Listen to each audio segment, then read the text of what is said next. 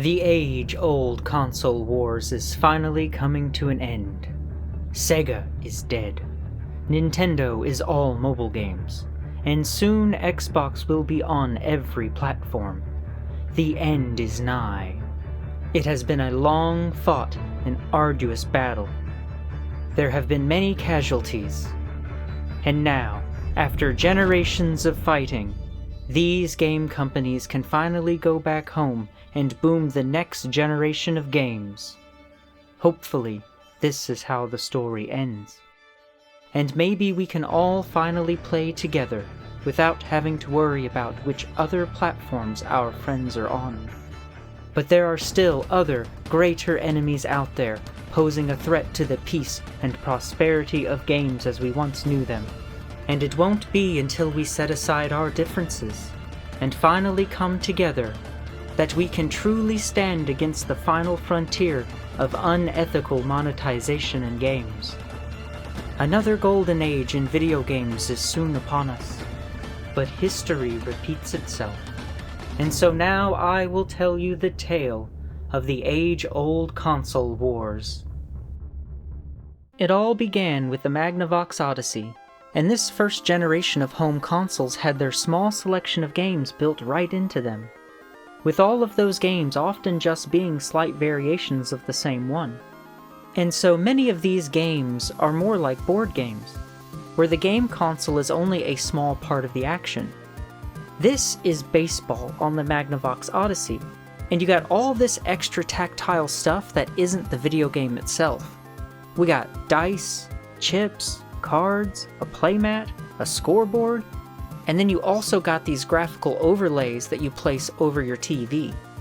These first generation of home consoles were very primitive, and they were all very similar. And without all the extra stuff, they're really just variations of Pong.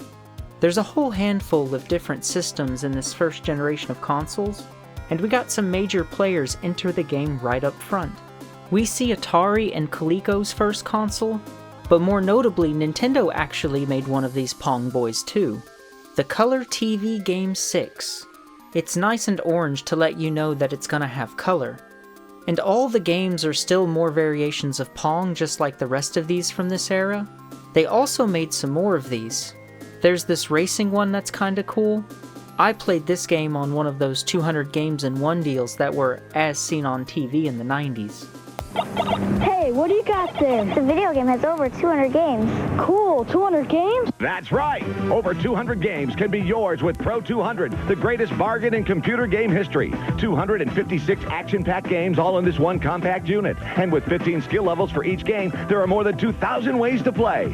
Through this special TV offer, you can get the Pro 200 for just $19.98. That's less than 10 cents per game. Play games like Space War, Ping Pong, Race Car, Shooting Attack, and much more. This new computer chip technology replaces older cartridge games forever. Never ever buy those expensive cartridges again. You'll get the Pro 200 with over 200 games for only $19.98, a fraction of what you'd pay for those older systems. But that's not all. The Pro 200 is also a full-function calculator and is not available in stores.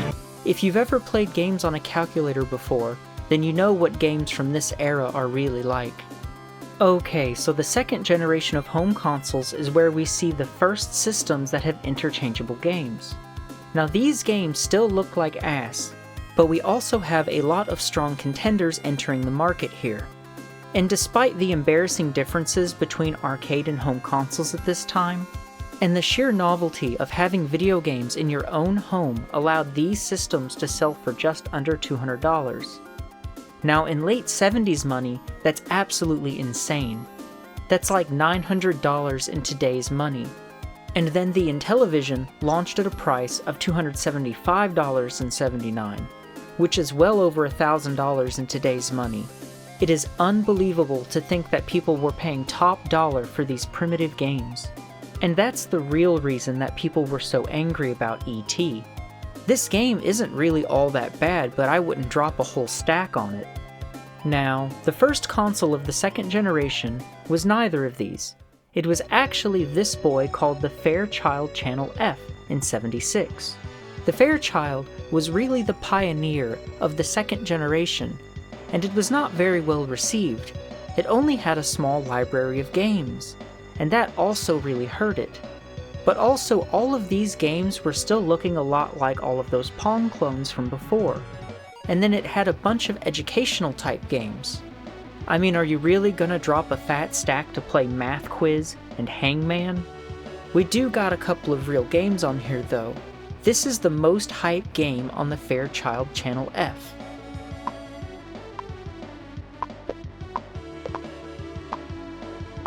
Lit. And then there's also Space War.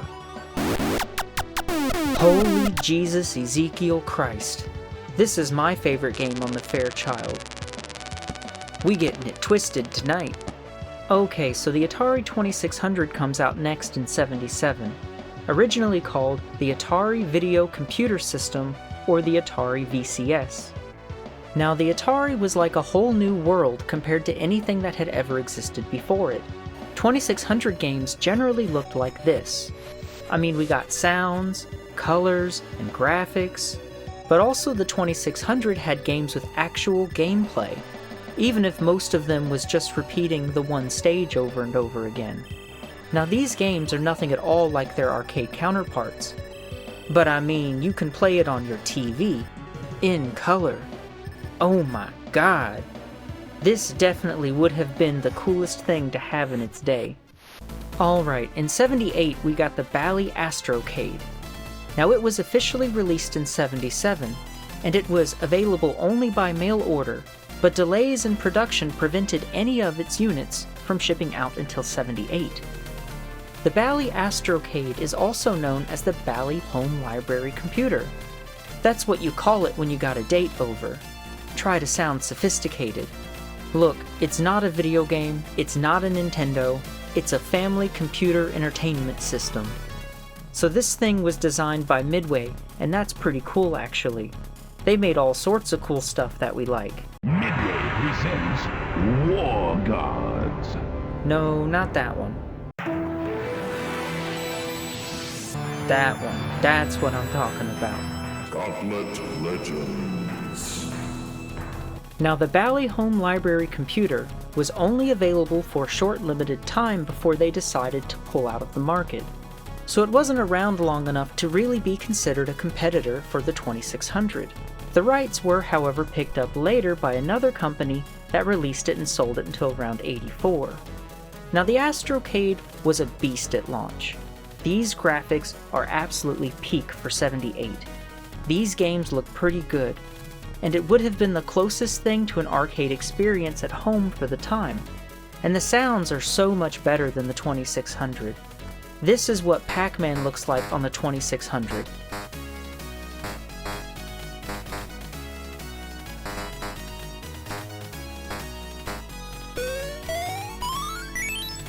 And this is Muncher on the Astrocade. The differences are like night and day.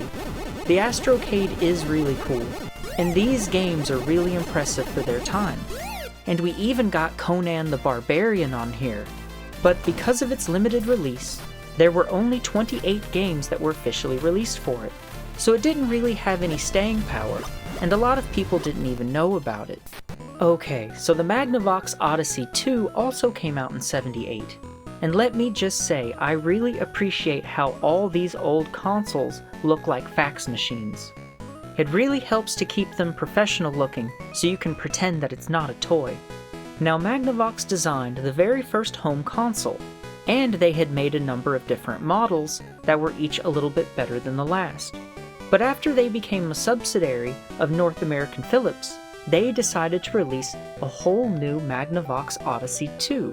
And one of the coolest things about this one is that the Odyssey 2 had a speech synthesis unit. Hello, this is Type and Telling Program for the Odyssey 2. Amazing. Alright, so we got some choice games on the Odyssey 2. There's this one where the old man catches the Plinko ball, and the mousing cat. Oh geez. Goodness. He actually eats the whole mouse. This racing one has a really cool pseudo 3D perspective. And this one here, this game goes hard. All clear. Amazing. This one, I don't know. I have no idea what I'm supposed to do, or even what's going on. Is that a helicopter, or is that like the sun trying to fight me? There's about 60 or so total games that got released on the Odyssey, so it's got a pretty good library. That's still nothing near the Atari 2600 though, that ended up with over 500. But the greatest game on the Odyssey 2 is The Quest for the Rings. I never knew that I needed this in my life until just now. The speech thing is really cool, but the Odyssey 2 has a lot fewer colors and weaker graphics than the other consoles out at the time, and then Intellivision also came out right behind it and just blew it out of the water. So the Intellivision was released in a short test market in '79, and then it was officially released in 1980. Now the way that these test markets worked back then is that they would pick a number of major cities, or even just a single major city in some cases, and then only advertise and sell the product in that particular city, and often only with a particular store. So the name Intellivision is what they call a portmanteau, which is a fancy way to say it's a blended word. And if you have portmanteau in your vocabulary, then you're probably that guy who calls his Astrocade a Bally home library computer. Anyway, it's a mashup of the two words, intelligent television. It was developed by Mattel, and they started working on it when the Atari 2600 came out. So they spent 2 years developing it, and it was designed to have better graphics and longer lasting gameplay. Because most 2600 games were just that same one level over and over again. They were really trying to go above and beyond, and create the honestly best product that they could.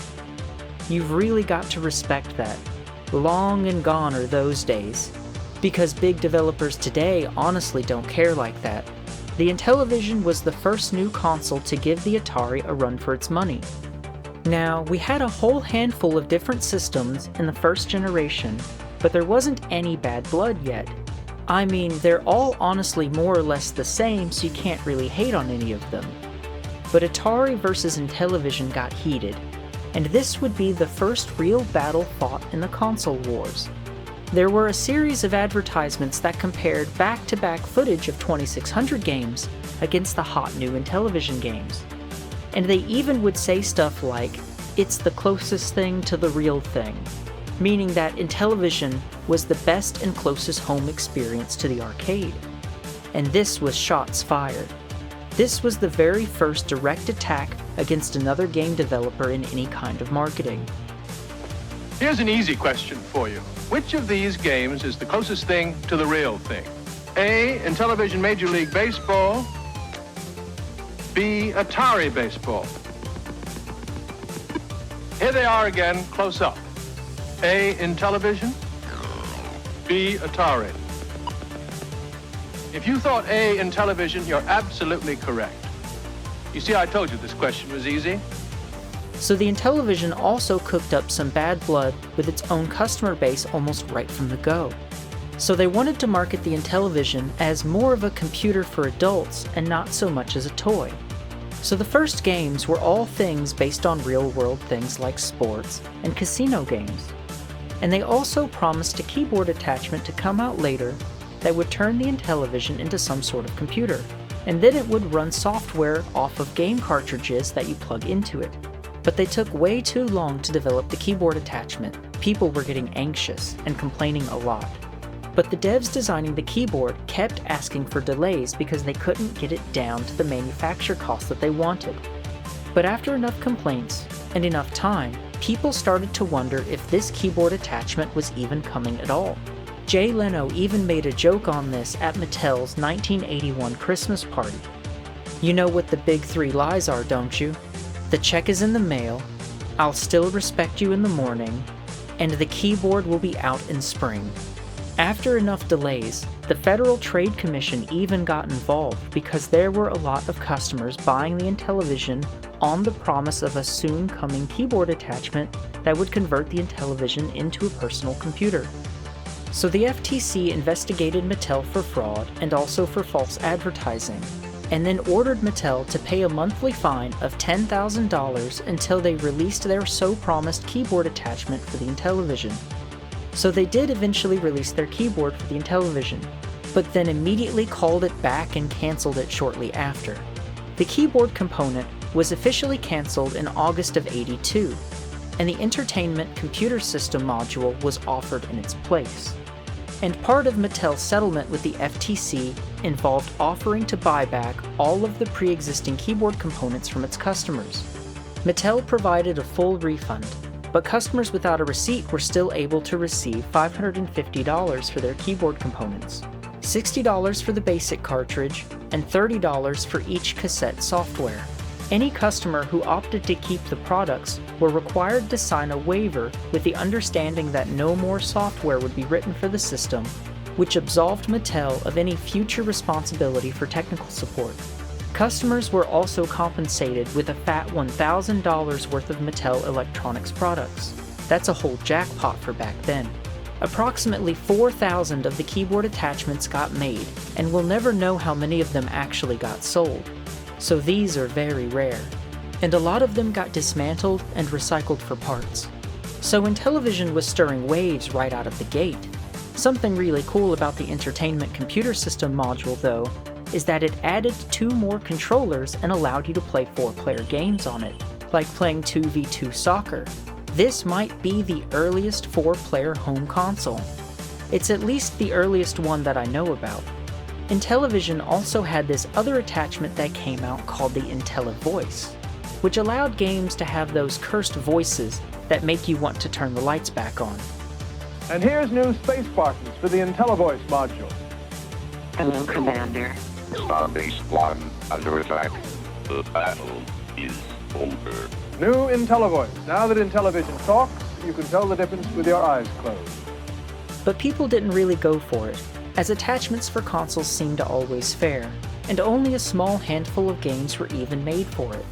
There were only 4, and then they made a 5th one that used both the IntelliVoice and the computer system together. This game is sick, but why did it have to be baseball though? It's a line drive! This is without a doubt the most impressive game for its time. Thanks again! It's legit. We roasted birds. Go away! It's not my quest for the rings though. I would buy all those attachments to quest some rings in all this 16 kilobyte glory. So Intellivision games were generally better than the 2600. But Atari had all of those popular titles like Pac-Man and Space Invaders. And it came with that iconic joystick. The Intellivision also had much better graphics, but it came with this abominable controller, which is far more akin to a television remote, which is also what they were going for. And this might be the creature responsible for confusing the unknowing into calling game controllers remotes. And Intellivision was also just taking a lot of straight swings at Atari. Another new console that took a straight swing at the Atari 2600 was this flash in the pan called the Arcadia 2001, made by Emerson Radio, which was released in '82. So it was released for only $99, which was a lot cheaper than what video games were typically selling for, and the games look comparable to 2600 games. The Arcadia would have been pretty good for its price in the market at that time, but where it crossed the line was when they released this attachment for it called the Atari 2600 Seraph Supercharger, which allowed you to run 2600 games off of your Arcadia. Obviously, they got sued for that, and they also discontinued the Arcadia after a short 18 months with only a mere 35 games in the library. But that's hilarious that they were pulling this bootleg stuff and trying to undercut Atari by allowing 2600 games to be played on their console. So next we got the ColecoVision, which also came out in '82. And the ColecoVision blows everything out before it. These games are so much closer to their arcade counterparts. Homing missile! Got him! And it had a lot of popular titles as well. Nintendo's Donkey Kong was the game that it came with, and Sega's Zaxxon got a Coleco port too. All of these games look great. It's really smooth, and console games of this time tend to have this flickering effect, and the ColecoVision doesn't do that. and I've played a lot of games from this era, and let's just say not all retro games are created equal. The ColecoVision games are pretty much all great all across the board. And compared to the Atari games, where every one of them is here or there, there's a lot of misses when it came to Atari games. But Coleco games are just consistently good, whereas 2600 games are always below expectations, it's just a matter of by how much. And ColecoVision was also firing some direct attacks on Atari, making claims that they were the only game console in town. While Atari keeps trying to sell you new systems, like the 5200, with ColecoVision you only need one system, because ColecoVision expands to give you a Super Action controller set with Super Action Baseball, a driving module with turbo, an expansion module to play all Atari 2600 games, and only ColecoVision plugs into the Atom module to become the complete Atom computer system. So if you don't want to keep buying new systems, there's only one system to buy, ColecoVision. Sorry, Atari. Now ColecoVision just kept on keeping on with the attachments. Developers always think that the attachments thing is gonna be a hit, but attachments for consoles miss the market like basically every time. And all these peripherals. One of these attachments though was another Atari 2600 converter, allowing you to play Atari games on your ColecoVision. It was really easy to make these because the Atari 2600 was made with off-the-shelf parts. It's Atari's video game Defender. I played on ColecoVision. Activision. I played on ColecoVision. Mattel's M Network and Imagine. We played them on ColecoVision. Introducing ColecoVision's first expansion module that lets you play all Atari 2600 compatible cartridges. And with all of ColecoVision's cartridges, that means you can play more games than any other video game system. It's simple. You can play Atari 2600 cartridges on ColecoVision, but you can't play ColecoVision on Atari. ColecoVision, the expandable video game home computer system. So it was really easy to replicate and reverse engineer. And then Coleco also released their own Atari 2600 bootleg console called the Gemini. It certainly seemed like everyone was firing shots at Atari, and obviously this prompted legal action from Atari. They ended up settling out of court with some sort of royalty-based license. But this wasn't the only trouble for Coleco. Another neat module for the ColecoVision is this one that turns it into a computer. It even comes with a printer and a cassette drive. Coleco's computer attachment, Atom, was a huge flop as attachments and extra peripherals tend to be, and they had a huge investment in it, so they decided to withdraw from the video game market completely. Plus, they had made Cabbage Patch Kids, and those things went crazy, so they completely shifted their focus to that. Buy a ColecoVision cartridge from Coleco and get a free Cabbage Patch doll from the manufacturer. Wow! But it did have 100 of its own. Now, because of the bootleg Atari converter, the ColecoVision would have had the largest library of consoles in the second generation. That's pretty good, because many of these systems that aren't Atari are only bringing like 30. The ColecoVision hit hard, but it was short-lived, only staying around for about 2.5 years. Also in '82, the Atari 5200 was developed to be a direct competitor to both the brand new ColecoVision and Mattel's Intellivision. Atari was just getting beat on for the longest time, and they said enough was enough. The 5200 brought with it the first automatic TV switch box, allowing it to automatically switch from regular TV to the game video signal when the system was activated. Previous RF adapters required the user to slide a switch on the adapter by hand, and it also had just a single cable coming out of it that plugged into the switch box, which carried both electric and the television signal. The 5200 mostly was just repurposing 2600 games to make them look a little better, but not better enough really. The 5200 was mostly a disappointment. I mean, the games do look better, but not by that much more. In my opinion, I think the ColecoVision clears it. The controllers were known to fail a lot, and it was hard to convince people to replace the Atari that they already had, and also to rebuy games that they already owned. I mean, those controllers would typically only last for about 2 days or so. They did not hold up. And children are hard on game controllers, so this was the worst thing for a game console. Also, the controller itself is really uncomfortable because you have to hold it upright the whole time with your thumb on top of it. They really shot themselves in the foot with this one. In the modern world, because all of these controllers are mostly dead by now, it's really rare to find a working one, and they're often more expensive than the whole system itself. And it's also such a gamble to buy one because you don't know for how long it's going to last. This controller really killed the console. And instead of having a 6-pin connector for controllers, it's got a really inconvenient 15-pin one, which means that it's not going to have any common third-party controllers like all of those other consoles do from this era. And fun fact, a plain old regular Sega Genesis controller will plug into an Atari 2600, and you can also play games with it just fine. The pad functions as a joystick, and all of the buttons just function as the one button that the Atari games use. The 5200 just sucks as a console, but it does have some cool games. They don't really beat out any of the competition from this time, but we've still got some gems in there. I really like this one, Ball Blazer. The perspective is cool. Beam Rider also looks pretty cool, but it also showcases how average the system is. This Buck Rogers game looks really cool, but the controls make it really hard to play. You just move way more than you would like to, and it takes a long time to pivot to the other direction. And there's also a lot of lag. This game slows down a lot, as it can't really handle all the enemies that it puts on screen. But hilariously enough, the best looking game on the 5200 is this Gremlins game. I mean, look at it. Your character looks like an actual human being. Now this is what Mario Bros looks like on the 5200. And this is a fan-made homebrew game that was made in 2008. But it is actually a ColecoVision cart that plays on a real ColecoVision. I mean, just look at the difference.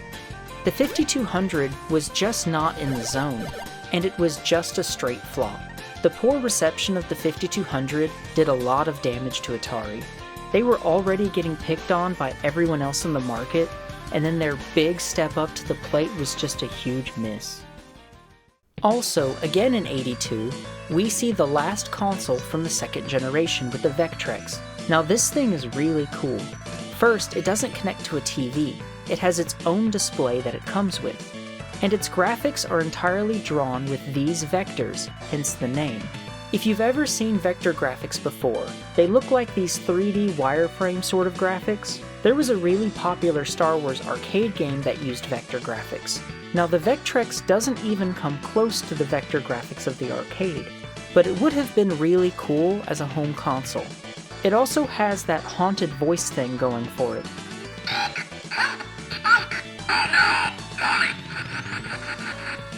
That really got them going back in the day. None of the other home consoles could compete with this, but also the Vectrex doesn't compete with any of the other home consoles. It's just different and unique. It's wholly its own thing, and it really is just set apart in its own way. Also, the Vectrex doesn't have color, it's just in black and white. But it does look really sharp, and camera footage just doesn't do it justice. If you've ever seen one in person, they're rather impressive, especially for the time. I really like this racing game on it, and pole position looks good pretty much on every console that it's on, but it also looks great here too. I just really appreciate pseudo 3D perspectives. There's not really a lot of games for the Vectrex, but there is this thing in the modern day called the Vec Fever. It plugs into the Vectrex like a game cart, and then it's got a USB on the other end that allows you to connect your Vectrex to modern hardware. And it acts as sort of a development kit, so fans are still making new games for the Vectrex. I love it when people make new games for old consoles. It's really cool. Now, shortly following the end of the second generation, we have what they call the video game crash, also known as the Atari Shock of '83. All the excitement in new video games was falling off, and people just weren't really buying new video games anymore, and this was due to a number of things. First, the market was way overly saturated. I mean, there were too many consoles, too many attachments, and too many generic versions of the same games. And this stuff was not cheap, and a lot of these games really sucked. I mean, like a lot. And we can look back now and cherry pick the good ones that stand out, but back then you didn't know what was good. Your entire knowledge of video games was limited to what you had seen on TV, or maybe a game that a friend had, or popular titles that you'd recognize from the arcade. But even a lot of those arcade ports were so underwhelming. Even the good ones are still nothing like the arcade experience. And it feels really bad to drop a whole stack and then be immediately met with this.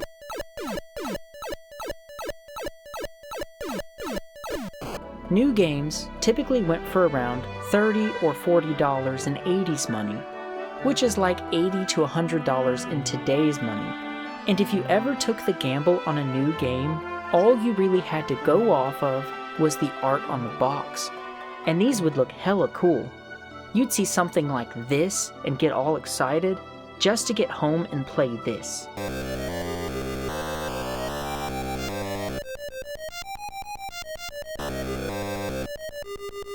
That'll be a whole bill, please.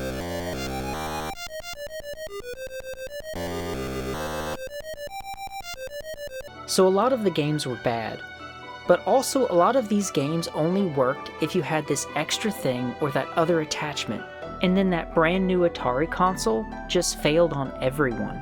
The hype was dying, and the quality of this stuff wasn't really a priority. And at the same time, the personal computer was the new hype. And that's also why there was so much effort into trying to market these second-gen consoles as personal computers. Just to put it into perspective, yearly home video game revenue peaked somewhere around $3.2 billion in '83. Then that fell to only $100 million by '85. That is almost a 97% drop. That is insane. This also marked the end of the golden age for arcade games as well. There were a lot of casualties.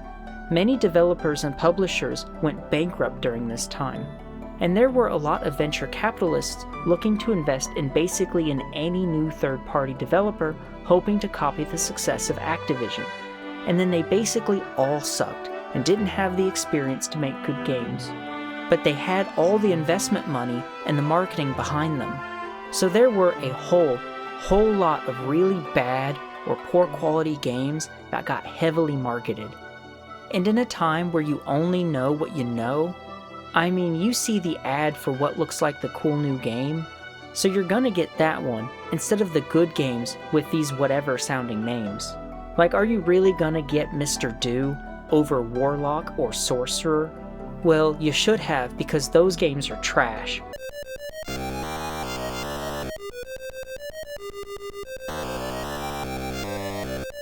Or like maybe you discovered that there was a King Kong game for your Atari and thought, oh hell yeah, I saw that movie, let's go. And surprise, it's the worst, most bootleg version of Donkey Kong that you've ever seen. Or like maybe you're into the space thing, because that's what video games were about back then. And you see this. This looks sick. Let's get it. Fuck! What even is this? You could be playing literally anything else right now. You could be playing Quest for the Rings. You could be playing at the arcade right now. You could have had like 100 quarters to take to the arcade, but you bought this instead. And you're not gonna fall for it again. That might just be the last time that you even buy a new video game. And the market was just flooded. Developers and publishers just kept pushing out more and more games as fast as they could.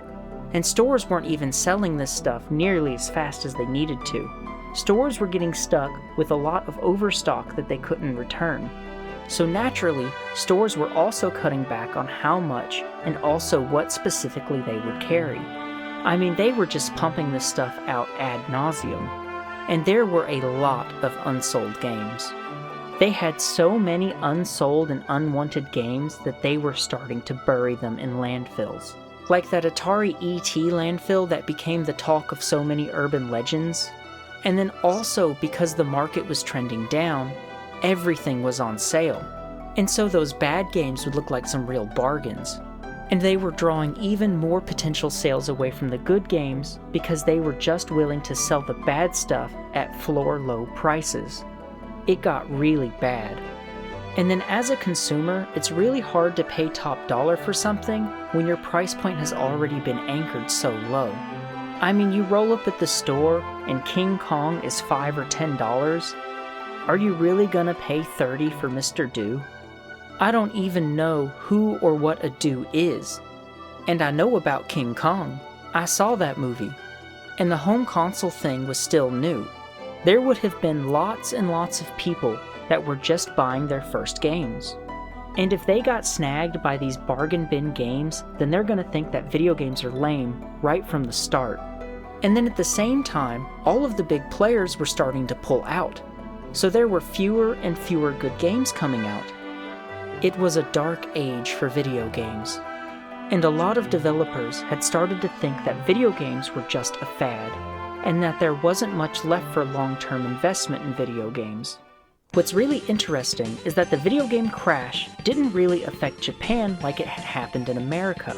The video game market in Japan remained lucrative and attractive to Japanese developers, and the video game crash of the West sort of came as a surprise to Japan. But it did create some rippling effects that was changing the industry as a whole. And the surprise of it all is why they called it the Atari shock. As the crash was happening in the West, Japan was also shifting their focus from arcades to home consoles as well. In '83, and within just a month of each other, both the first Sega console, the SG-1000, and the Nintendo Family Computer, also known as the Famicom, came out and frontiered the third generation of home consoles. Japan's video game market was still in a bubble, and the new Japanese game consoles went uncontested in their own market, as many Western developers were out of the game, and Atari was mostly only looking to recover its losses in the West. Also, Nintendo was actually working a deal with Atari to have Atari publish and distribute the Famicom in the West, but that deal fell through in the wake of the crash. So Nintendo did it themselves just a few years later. Now, with interest in video game consoles on the decline in the West, video games were faring a bit better on personal computers. And it was a lot easier to sell someone on a game for a machine they already owned, rather than trying to sell them a whole new one that only played games. Game developers that had before been primarily or even solely focused on making console games shifted their focus to making computer games to stay alive. Overall, video game interest still declined substantially, but computers were getting better and more affordable at the same time. Although this growing interest in personal computers would also soon peak and start to decline, but one of those martyrs that stood against the crash was the Commodore 64. So the Commodore 64 was released in '82, either just before or right at the start of the crash. And it was really meant to be a personal computer, but it could also play video games, of course. It's an 8-bit home computer, and it gets its name from the 64 kilobytes of RAM that it has. It actually has a tad more than that.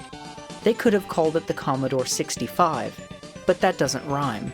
It supported multicolor sprites and a custom chip for waveform generation.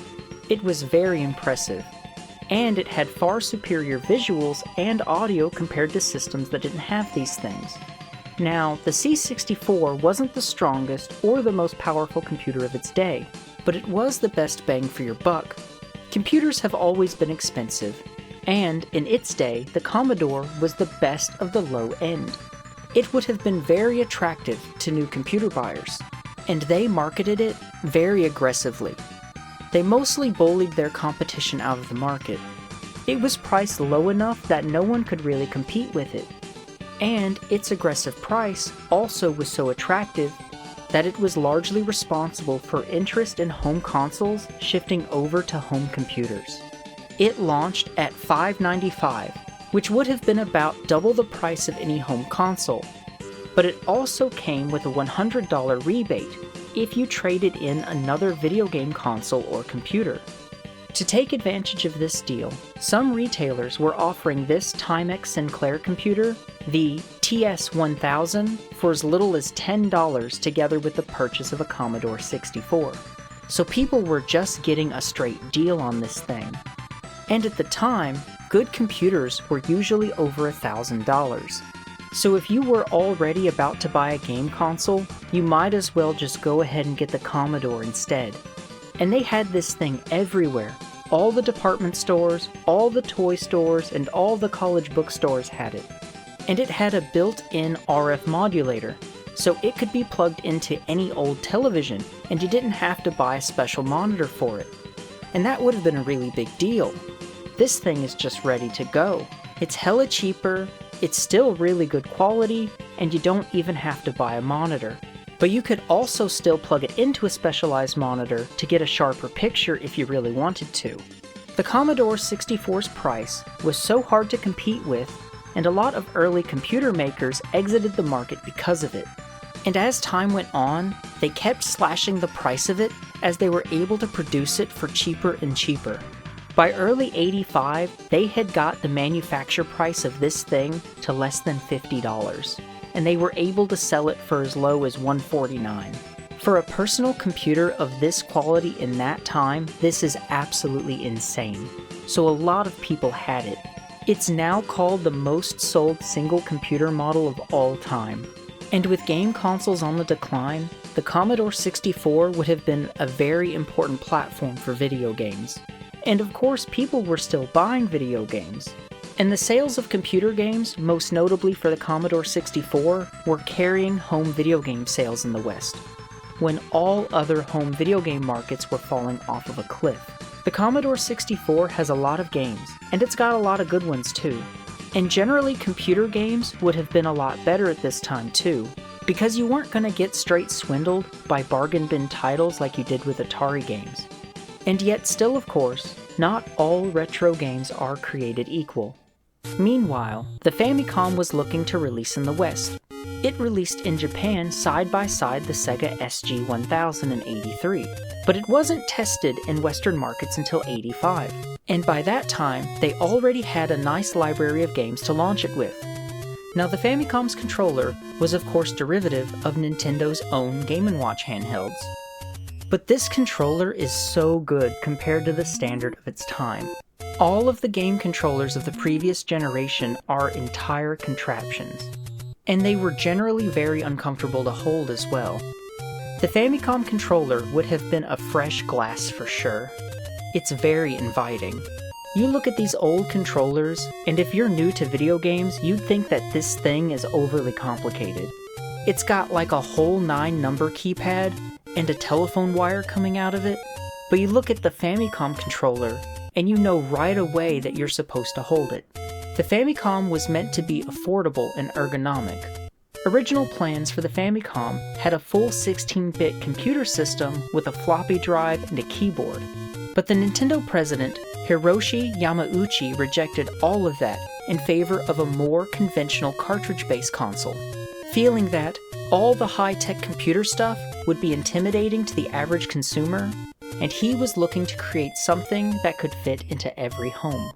The smooth graphics of the ColecoVision had also made an impression on Nintendo, and they set that as the bar for the Famicom.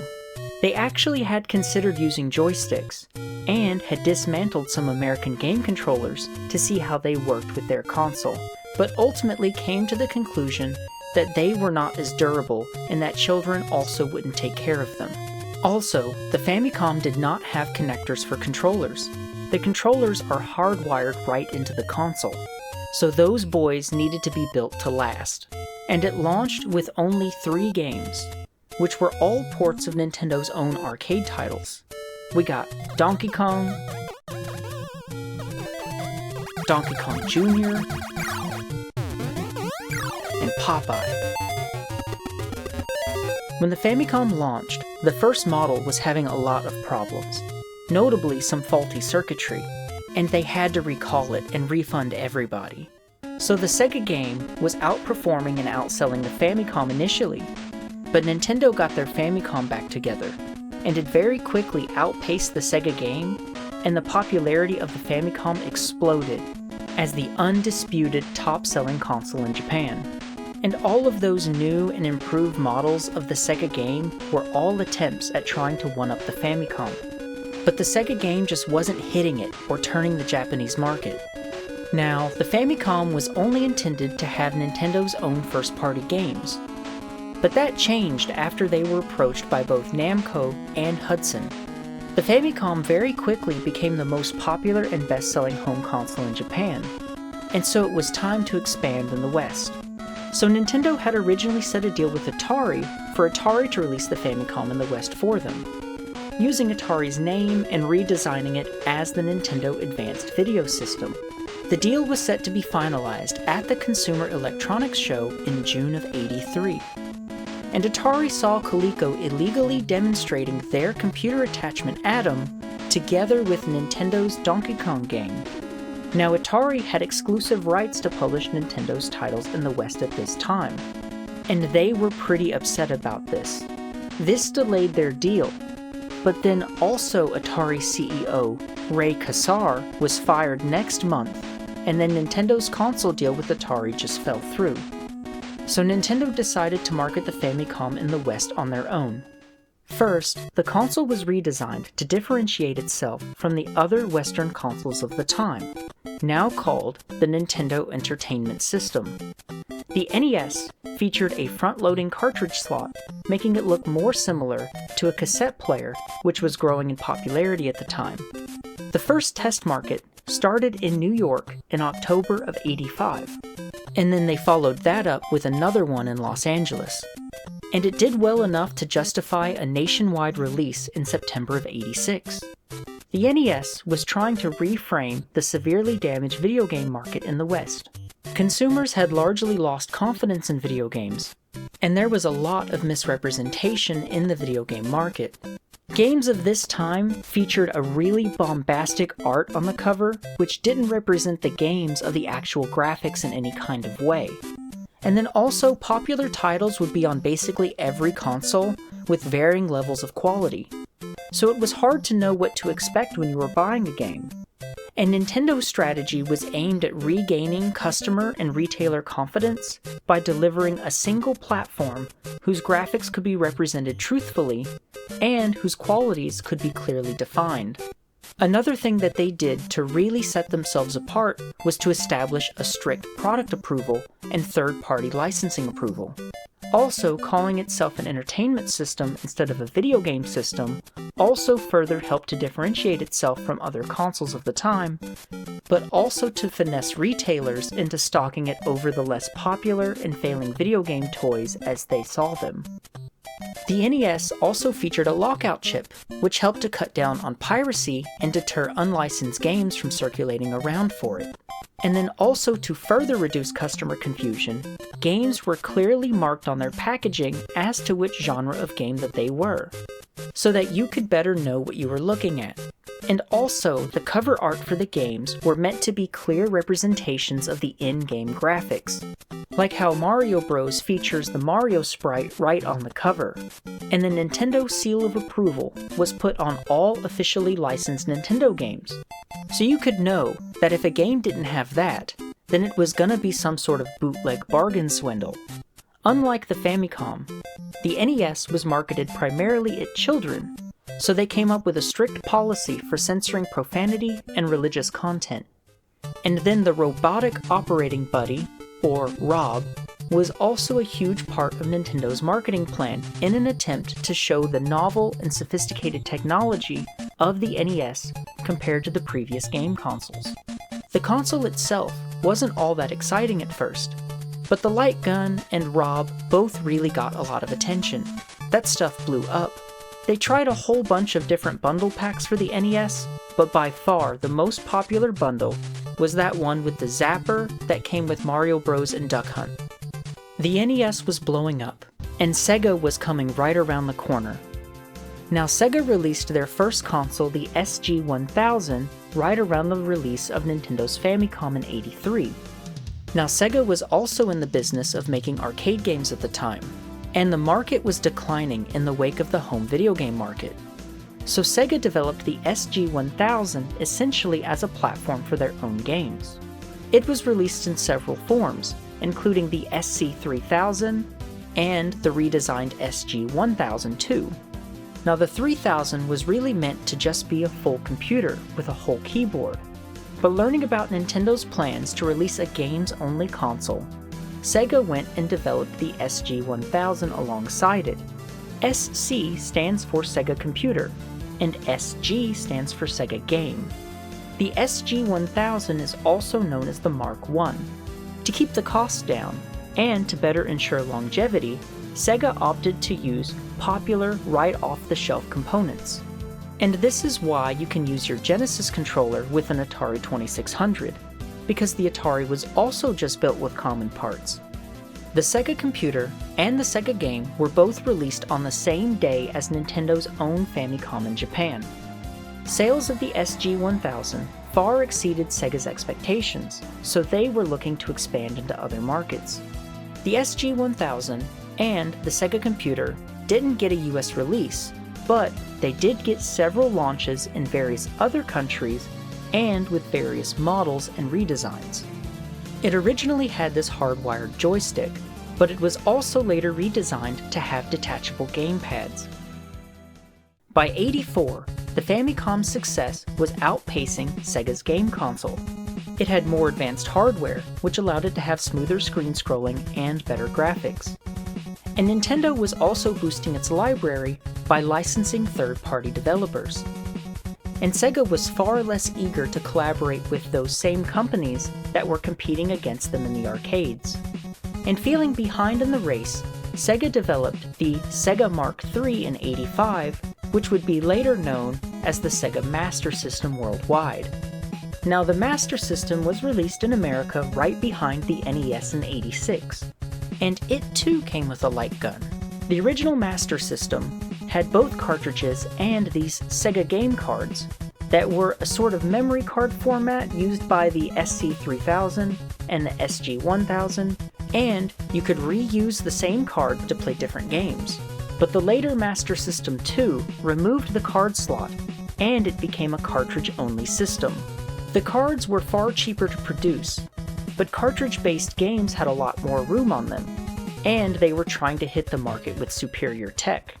The Famicom also had a disk system that allowed you to overwrite games on cards and reuse them.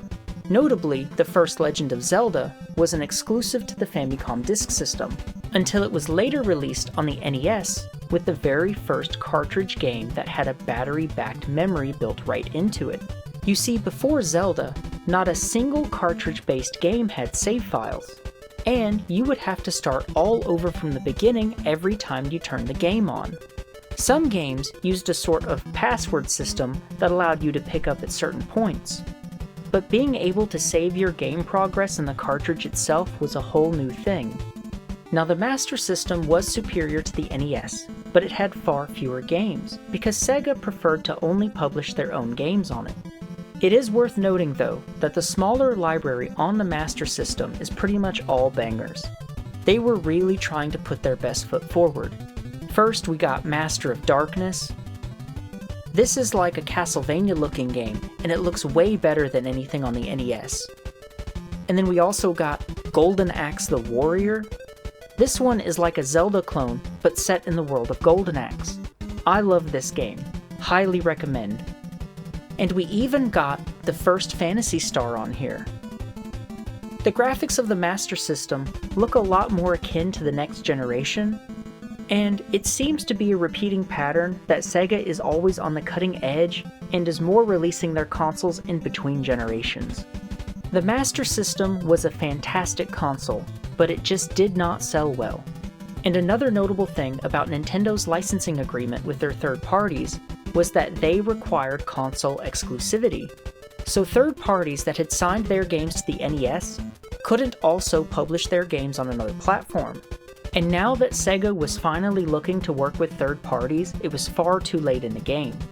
The Master System had newer and better hardware than the Famicom and the NES, but Nintendo just had such a massive hold over the market already, and Sega was having a lot of trouble gaining traction with their new console. The Master System did become a success in Europe and also later in Brazil, but in the Japanese and the American markets, they just couldn't compete with Nintendo's pre-existing market share. And just to put it into perspective, the NES had a 93 to 6% split on the market in North America versus the Master System. And poor Atari only held on to the last 1% of the market. Which brings me to Atari's third generation console, the Atari 7800, which was released in '86, which is a year after the NES hit America and just a few months before the Master System's release in America. And for the 7800 coming out so late in the game, it really doesn't show. It's very lackluster for the generation. The 5200 sucked real bad, and they were heavily criticized for it. And Atari was still pushing for a more arcade-similar experience. By some measures, the Atari is more powerful than the NES, and by others it's a lot less.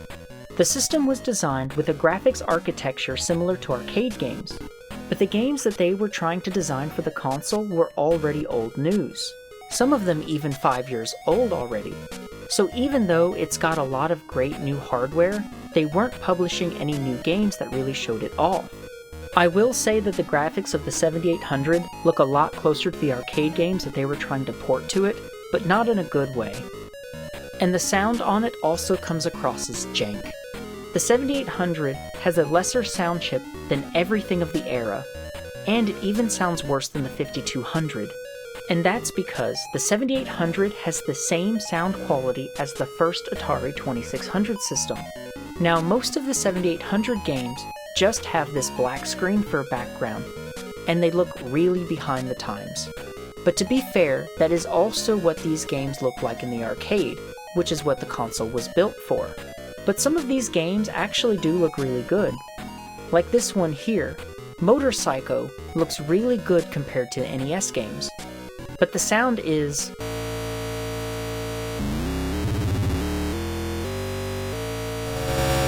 threatening. I will say that the 7800 is smoother and faster than the NES, and has a higher resolution. But these games really could have benefited from some better sprites artists. The hardware certainly has some cool graphical capabilities, but that's about all the 7800 has going for it. You do, however, get the most true to arcade experience when it comes to the arcade titles. But none of these games really have that wow factor like some NES and Master System games do. But the 7800 was, however, backwards compatible with Atari 2600 games, and this would have been really cool. This is actually the first implementation of any kind of backwards compatibility in home consoles that didn't require additional hardware. And not the 5200 games, by the way, just 2600 ones. And the new controller was definitely a lot better than the previous 5200 one, but it doesn't really compete with the modern gamepad of the time. And in response to the criticism of their awfully antiquated controller, they did actually make a gamepad for it later with the release of their European model. The new Atari also had a light gun just like the NES and the Master System did. Also, there was a loophole in Nintendo's licensing agreement for their third parties. You see, Nintendo didn't allow their third parties to publish their games on other consoles. But that didn't restrict companies that had licensed rights to said third-party developers. So there were a handful of titles that ended up on both the NES and the 7800. So let's take a look at a few of them. This is Double Dragon on the NES. And then here's the one on the 7800. The Atari version just sucks.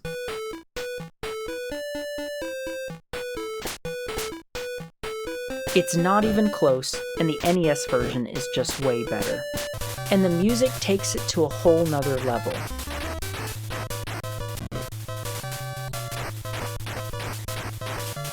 And the music on the 7800 sounds like this.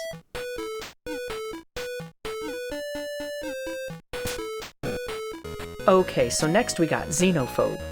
Here it is on the NES. We got 3 selectable characters. Now they all have the same abilities in this game, but it's still cool to choose your own flavor. It looks pretty good. And then here we are on the 7800, and we only have 1 playable character.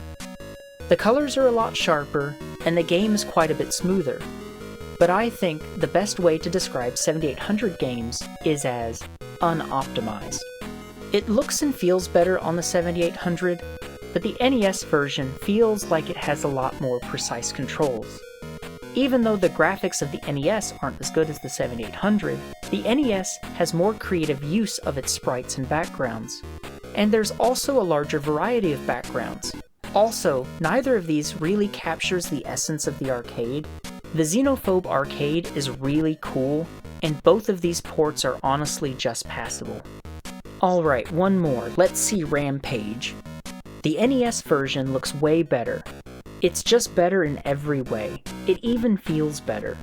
The 7800 actually does have better resolution and more colors, but you wouldn't think so, because all of the 7800 sprites just look like ass. It's like they didn't even try. 7800 games are just not utilizing the capabilities of the hardware. They all just come across as lazy and lackluster. It's no wonder why this only barely captured 1% of the market. I played a lot of NES games growing up, and the third Atari console just sucks in comparison.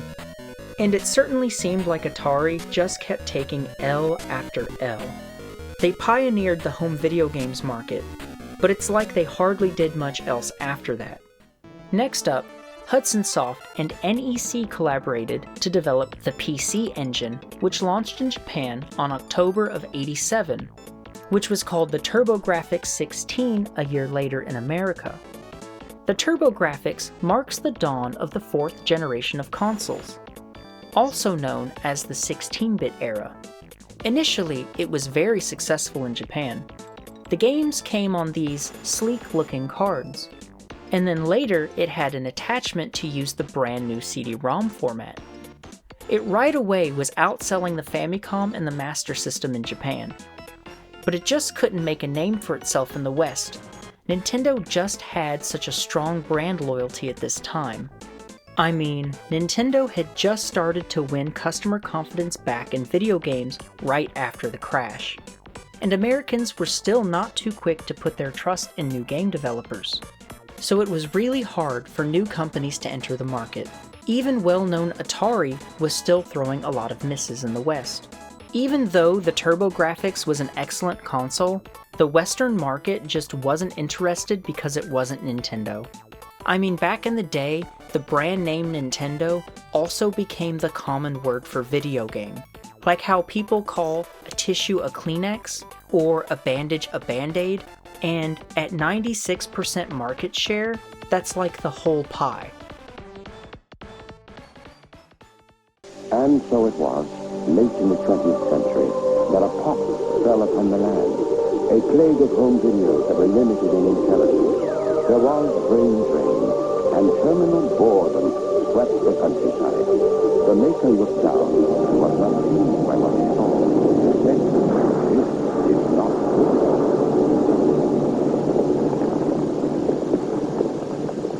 And so it was. He brought forth Genesis, a system with twice the power, twice the intelligence, twice the challenge, twice the fun. Only a chosen few were called forth to experience this new dimension of high-definition graphics and stereo sound. And the maker saw what he had done and said, "Now that's not bad. Discover Genesis, and your world will never be the same." A year later, the Sega Mega Drive gets released in Japan on October of '88, and then it was launched in America as the Sega Genesis in August of the following year. Now, the Genesis was endorsing itself with American celebrities, like Joe Montana Football or Michael Jackson's Moonwalker. They were really going hard and laying it on thick. But all this was still largely going unnoticed by Nintendo, because the NES was still dominating the market. So Sega rebuilt their entire marketing campaign around their new mascot character, Sonic the Hedgehog, pushing the Genesis as the cool kids console, coining the term blast processing, which means nothing actually, but they were trying to imply that the Genesis was faster and stronger than the competition. The Sega Genesis has blast processing. Super Nintendo doesn't. So what's blast processing do?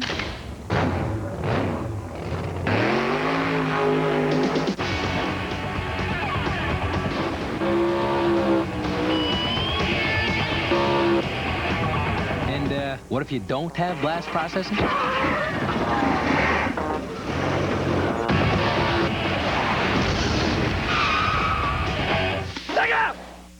And then the vast majority of Genesis's marketing ads was also directly adversarial to Nintendo, saying that Sega does what Nintendo don't. Genesis does! 16-bit arcade graphics. You can't do this on Nintendo. Genesis does! 16-bit sports action. You can't do this on Nintendo. Genesis does. Genesis does. Genesis does. Genesis does. Genesis Get Joe Montana free, Pat Riley free, Buster Douglas free, Super Monaco GP free, or Columns free. What Nintendo don't.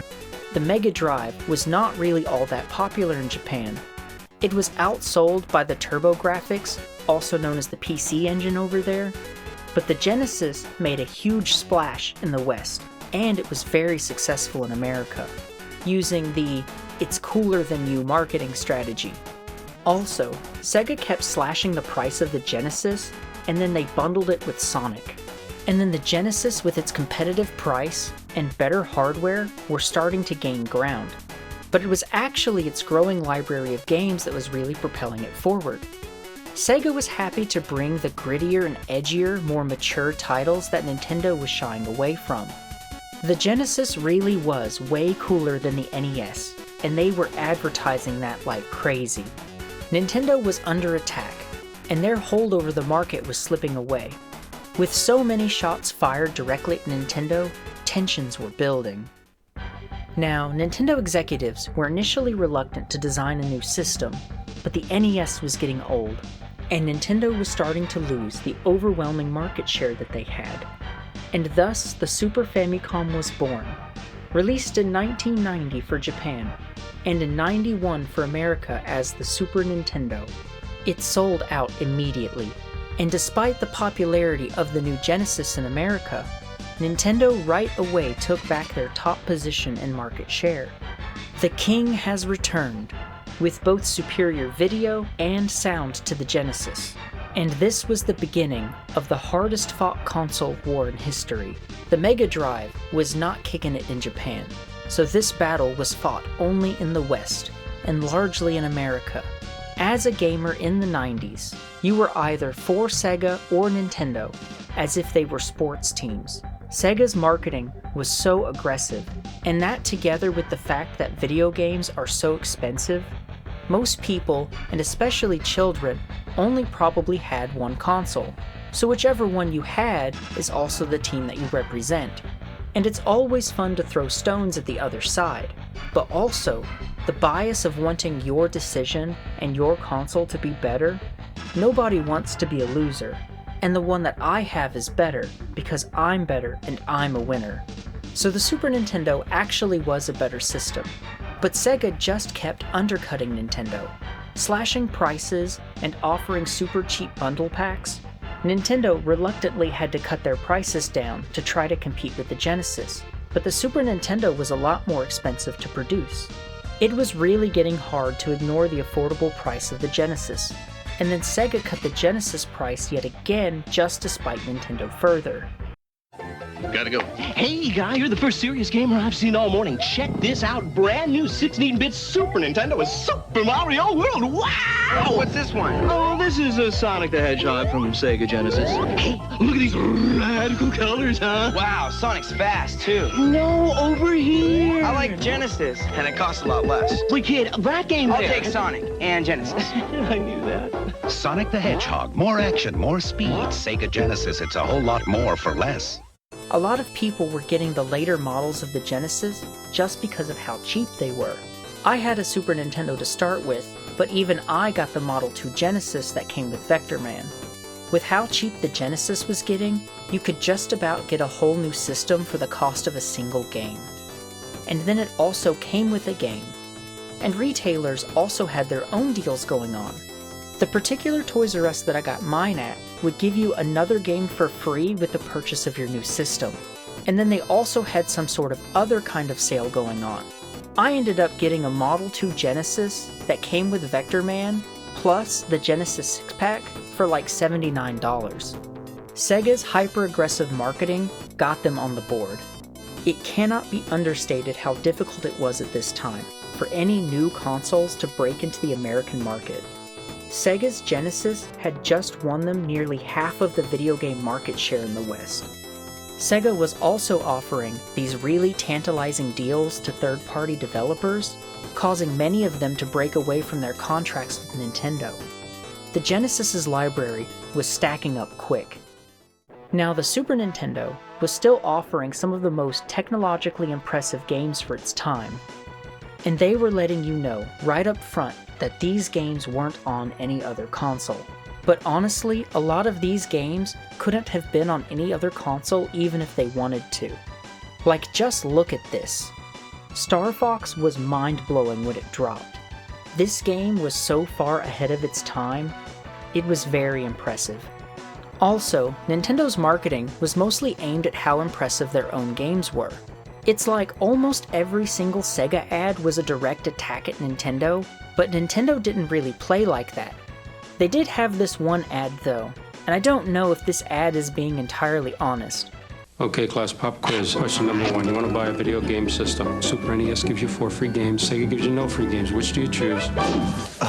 Number 2. Farmer Brown has 4 chickens to trade for a video game system. Super NES gives him 4 free games. Sega, no free games. Which should Farmer Brown choose? Number 3. Buy any Super NES system and for $3.50 postage, we'll send you Super Mario All-Stars. That's 4 games free. Now who would miss an offer like that? Could you repeat the question?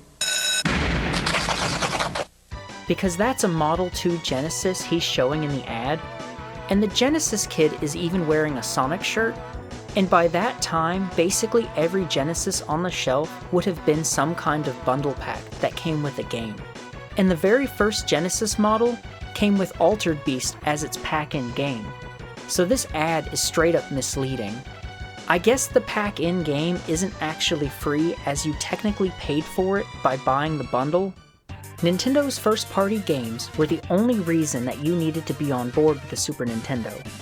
Now, both consoles had exclusives, of course, but Sega just wasn't making first-party games at the same rate as Nintendo. And most of the first-party Nintendo games were taking full advantage of their hardware. There were, however, a few really good first-party games on the Genesis. All of the Sonic games are pretty good, but Sonic 3 was looking like a game from another console. And even though the Genesis was a bit older than the Super, Sonic 3 was looking like a modern game. And then Vector Man was really hyped too. Vector Man was Sega's attempt to be like what Donkey Kong was for the Super Nintendo, by using rendered sprites of 3D computer models. This one is really cool. Vector Man is one of the top games on the Genesis for sure. Now, when it comes to any games that were on both platforms, the Super clears the Genesis pretty much every time. The only time that it doesn't is when the games are just completely different but with the same name, which would happen a lot actually. Like Ninja Turtles Tournament Fighters has a game with that exact title on the Super Nintendo, the Sega Genesis, and even the NES. And all 3 of them are completely different games. But in all instances where it's exactly the same game, like Primal Rage for example, the Super Nintendo has better sprites and it's a lot smoother. Super games also control a lot better, or characters even sometimes just have more abilities. Now, the Genesis controller originally only had 3 buttons, compared to the hot new Super controller that had 6. So Genesis later developed its own 6-button controller, but only a handful of games really even used it. Mostly just those fighting games like Street Fighter that were on both platforms. And a workaround for the 3-button controller was to use the start button as a function key, so you could effectively turn your 3-button controller into a 6-button pad. But it's awful trying to use it like that. You're not honestly going to do all of those precise inputs in combination with having to manage a function key to do special moves in Street Fighter. You're just going to get a 6-button controller instead. But a lot of people didn't even know about the start button thing. And a lot of other people didn't even know that there was a 6-button Genesis controller. The 6-button Genesis controller is alright. I would much rather have the 2 extra buttons on the shoulders like the way the Super controller does, but the 6-button Genesis controller is also a bit smaller and it's a lot more comfortable in the hand. I pretty much always use it instead of a 3-button controller to play games, even if they don't need the 6 buttons, just because it's a lot more comfortable to hold. And the directional pad is a lot better. But something to note about D-pad design in this time is that Nintendo had a patent on the D-pad design, and other directional pads had to be different. The most notable difference between a game on these platforms is Ghouls and Ghosts. So these are completely different games, but this is Ghouls and Ghosts for the Genesis. And this is Super Ghouls and Ghosts on the Super Nintendo. You can really see the difference in this one. Super Ghouls and Ghosts also takes advantage of the technology unique to the Super Nintendo, like its ability to stretch and zoom sprites, and its ability to turn and rotate sprites, or more specifically just a single layer. Now, the Genesis had some tricks up its sleeve to achieve similar effects, but not quite to the same degree.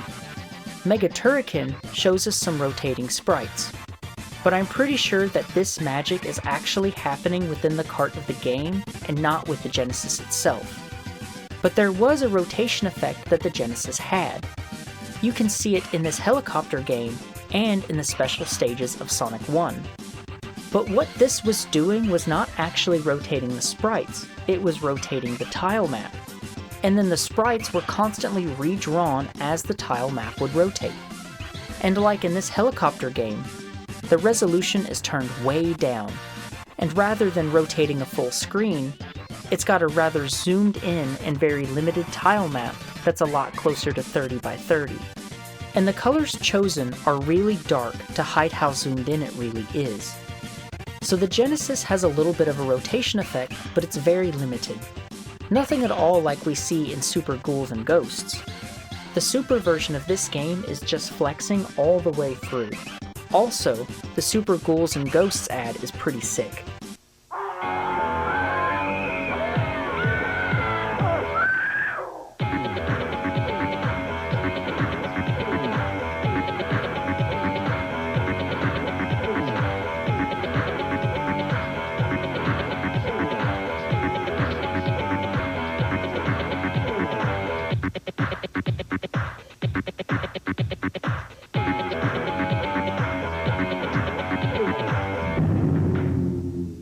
And the Mode 7 effect that you can see in games like Mario Kart and F-Zero can't really be achieved on the Genesis. But one game that did beat out the Super Nintendo on the Genesis was Mortal Kombat. It played a lot faster, and the controls were way more responsive on the Genesis version. And also, Nintendo's censorship removed the blood, and all of the fatalities were heavily censored as well. But the Genesis version had all the blood in it, although you had to use a cheat code to access it, and all the fatalities are still gruesome. And the brutality of the game was its whole selling point. So the Genesis version outsold the Super Nintendo version by a landslide.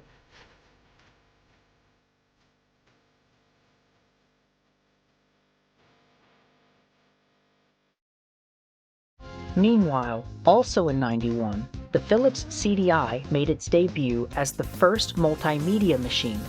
Now Philips almost produced the CD add-on for the Super Nintendo. Nintendo had already signed a partnership with Philips, even though the Super Disc was eventually cancelled. But because of their already agreed upon partnership with Nintendo, Philips was able to make a handful of Nintendo titles for their very own Philips CDI. Now it all started from Nintendo getting the Super sound chip from Sony. Sony was uninterested in making video games at the time, and developing the Super Nintendo sound chip was just sort of a special project for them. But the guy in charge of making the sound chip was inspired by the new CD-ROM format and had made a pitch at Nintendo. Nintendo at the time believed that discs were too slow, and then the Sony guy told them that they could just make an attachment for the Super that could do everything else besides play games, and make it sort of like a multimedia machine. And Nintendo agreed to that. The result of the deal was that Sony would make a CD-ROM attachment for the Super Nintendo, and a separate Sony-branded console called the PlayStation that could play both Super Nintendo games as well as the Super Disc games. Sony was growing really fast at this time, and they were moving away from only making electronics to also publishing music and movies, and more recently software. Also, under their agreement, Sony would develop and retain full control over the Super Disc format, with Nintendo also giving them a large amount of control over their software licensing to Sony. And then, Sony would also be the sole benefactor of licensing related to music and movies, which it had been aggressively pursuing as its secondary application. And with Sony having so much leverage in the deal and the larger end of the stick, Nintendo started to get wet feet. And Sony was also still the sole provider of the Super Nintendo sound chip, and they required developers to buy its expensive proprietary audio dev kit. Nintendo was starting to feel like Sony was just using them for their own ambitions. And at the same time, Nintendo started to see Philips as a more favorable partner, as Philips also was a competitor of Sony. At the 1991 Consumer Electronics Show, Sony announced its SNES-compatible CD system, the PlayStation. And the very next day, Nintendo revealed its new partnership with Philips at the same show, which surprised everyone, including Sony.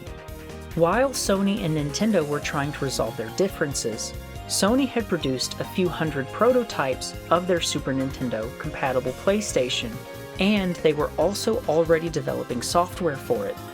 They did eventually come to a more favorable deal with Nintendo, and at the time, Sony thought that partnering with a more experienced game company like Nintendo would be better for them. But in the following year, Sony completely dropped Nintendo and decided to just go and do their own thing. So Nintendo had sort of gone back and forth between Sony and Philips. And Philips also had made some sort of deal with Nintendo, even though the Super Disc never came to be. Thus, Philips was able to make a handful of Nintendo titles on their new CDI.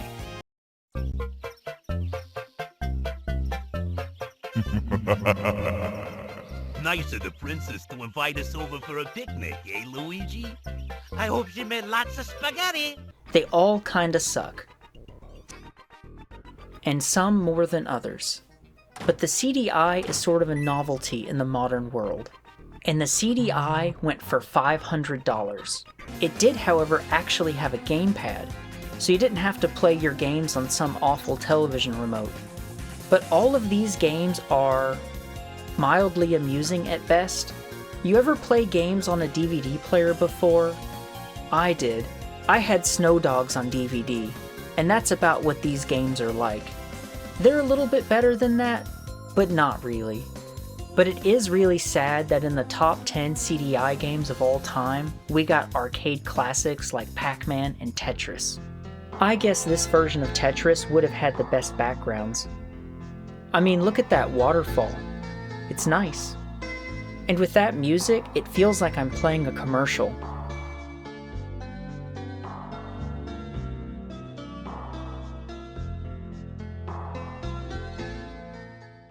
This one is pretty cool, but I just like beat 'em ups.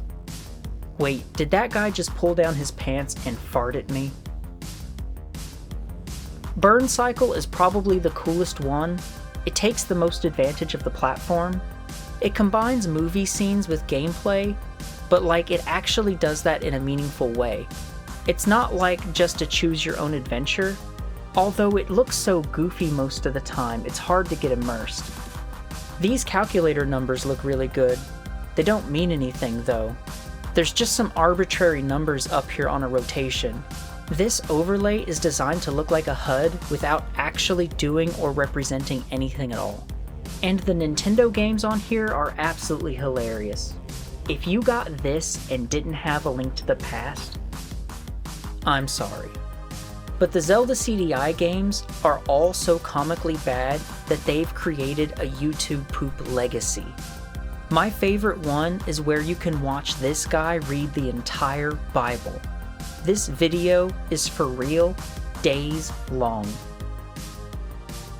They also knew that their games were bad, so they aimed it at old people, as an all-in-one, high-tech family machine. You really tell who these ads are for right away. This may look like an ordinary compact disc, but actually, it's a futuristic cinematic adventure game. An interactive encyclopedia, or even blockbuster Hollywood movies. This is CDI. a new world standard in multimedia home entertainment from Philips Electronics, the makers of Philips and Magnavox CDI. You might expect to pay over $1,000 for an entertainment system that does this much. But now you can own a Magnavox or Philips CDI player starting as low as $299. Select from more than 200 titles beginning at only $15. If you buy the basic Magnavox CDI now, we'll include Compton's Interactive Encyclopedia valued at $150 plus a $50 bonus title. And if you act before December 31st, we'll also throw in Burn Cycle, the hot new cinematic adventure game for a total value of $250, free during this limited time offer. You already knew that the CDI was going to be a commercial failure. I didn't have to tell you that. And even if you've never heard this story before, you could have guessed. It did so bad that they even had multiple different developers producing different versions of it. Now, the last notable console from this era actually came out in 1990. The Neo Geo would have been without a doubt the strongest and most powerful console of this era. It was developed by SNK as a home platform for their arcade games, and the Neo Geo is legit, but it might as well have not existed at all, because it was just so expensive that basically no one had it or even knew about it. The system was $649 at launch, and it didn't even come with a game. And individual games were often as much as $250 or more. But if you were a special boy, you would have been very happy indeed. Okay, so the Super Disc fell through, but there were a whole bunch of other attachments that came out to make our 16 boys extra spicy. First, we got the Super Game Boy, which allowed you to play your Game Boy games on the big screen. It also would have allowed you to play those games without having a Game Boy. So the Super Game Boy was a lot more affordable, and it was really cool. The Super Nintendo also brought its new gun, the Super Scope. Definitely the coolest gun controller that had come out so far. And this game is hilarious. Yoshi's Safari is a first-person shooter where you blast Mario enemies. Everyone always makes those fan games about Mario with a gun, but Nintendo did it first. And you can even use it to shoot lemmings as a hidden feature. Sega also brought their own gun controller called the Menacer.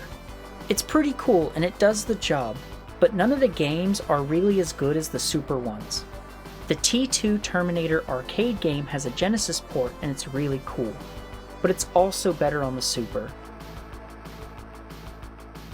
The Sega Power Base converter attached to your Genesis and allowed you to play Master System games as well as the old Sega cards. Also, still in '91, Sega partnered with JVC to release the Sega CD, an attachment for the Sega Genesis that allowed you to play Sega CD-ROM games. The Sega CD also brought with it the ability for its hardware to scale and rotate sprites, so that the cartridges no longer had to cost extra to do that. And even though the system now had this cool tech, it was hardly used, and mostly only seen in bonus stages of Genesis ports. Some of the Sega CD games are really cool though. The driving sections of the Batman game on the Sega CD is absolutely epic. It's one of the few that takes advantage of the CD's ability to scale sprites. This game goes hard, but the platforming sections really hold it back. If it was just the driving bits, then it would be a whole lot better. This Mickey Mouse game kills it though. It's sick. It's also got some really hype anime JRPGs. I love seeing 16-bit animations like this. It's really cool. Soulstar is a really standout game on the Sega CD. It really looks like a game that pushed the tech, and it looks like a modern arcade title of its day. Although this one didn't come out until '94, so it came out way too late to sell people on the Sega CD. And another one that came out in '93 that's really impressive is Sylpheed. This game uses a combination of pre-rendered video and real-time polygons, and the cinematics are really cool. If you thought that Star Fox was lit, then this game will really get you going. So the Sega CD was really cool, but it didn't sell well. It was too expensive, and if you didn't already have a Genesis, then there was no way.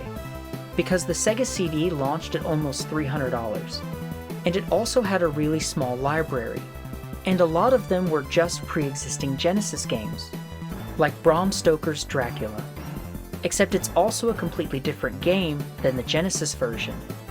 It's both sick as hell and hilariously flawed at the same time. This is what I'm playing on the Sega CD. The Sega CD is awesome, but nobody had it because it was just way too expensive. And you would have thought that developers would have learned this lesson by now. But then yet another overpriced CD-ROM console stepped up to the plate. If you're not playing on a 3DO system,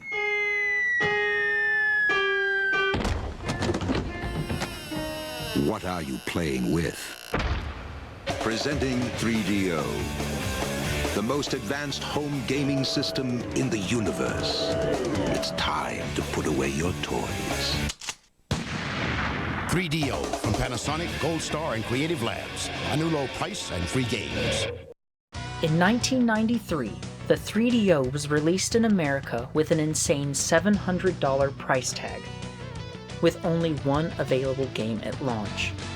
There was a lot of hype about it before the launch though, and there was also a lot of third-party support, but it was hard to develop for, and there were a lot of delays. Games were on the way, but slowly. And it's really cool. It was also trying to combine full-motion video together with gameplay, but the 3DO was more like an actual game console that had actual games. It wasn't just baiting you like the CDI did, like in this first-person shooter called Killing Time. It's awesome. It's like an adventure story sort of game, and then you see ghosts. It all blends together nicely. Starblade is also pretty sick. It's also another Star Fox sort of game, and this game actually looks way better than its arcade counterpart.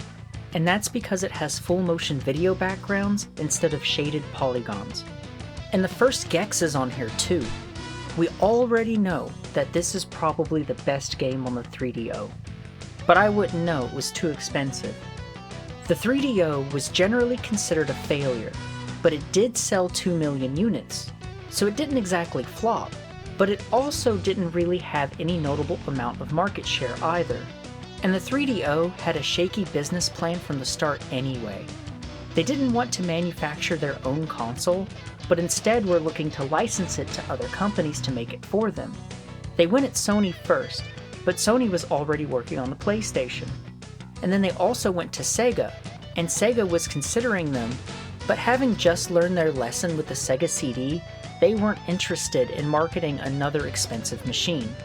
3DO had managed to hook Panasonic into making the first model. But then they also had got some other electronics manufacturers to get in on it later. And licensing the console to independent manufacturers made it very expensive, because then those companies would have to profit off of the hardware alone. Whereas at the time, most game developers were selling their systems at a loss in order to get new customers on their platform. It was very ambitious, and they were trying to market it at companies that had developed TV appliances like VHS players. And they thought that these companies would want to integrate their games console into other standard appliances and future ones that could take advantage of its digital technology. It even was HD TV capable. And the 3DO had pioneered the technology for TV broadcasts to be accompanied by digital information. And it also led to the development of the earliest video-on-demand services. The Atari Jaguar comes out right behind the 3DO, only a short month after it in November of '93. It was marketed as the first 64-bit console, but nobody believed them because it was still primarily a 2D console. Some of you believe your system is the most advanced in the universe. Let's review the numbers. Sega Genesis is 16 bits, 3DO is 32 bits, the Atari Jaguar is 64 bits. Which is more advanced? Clifford!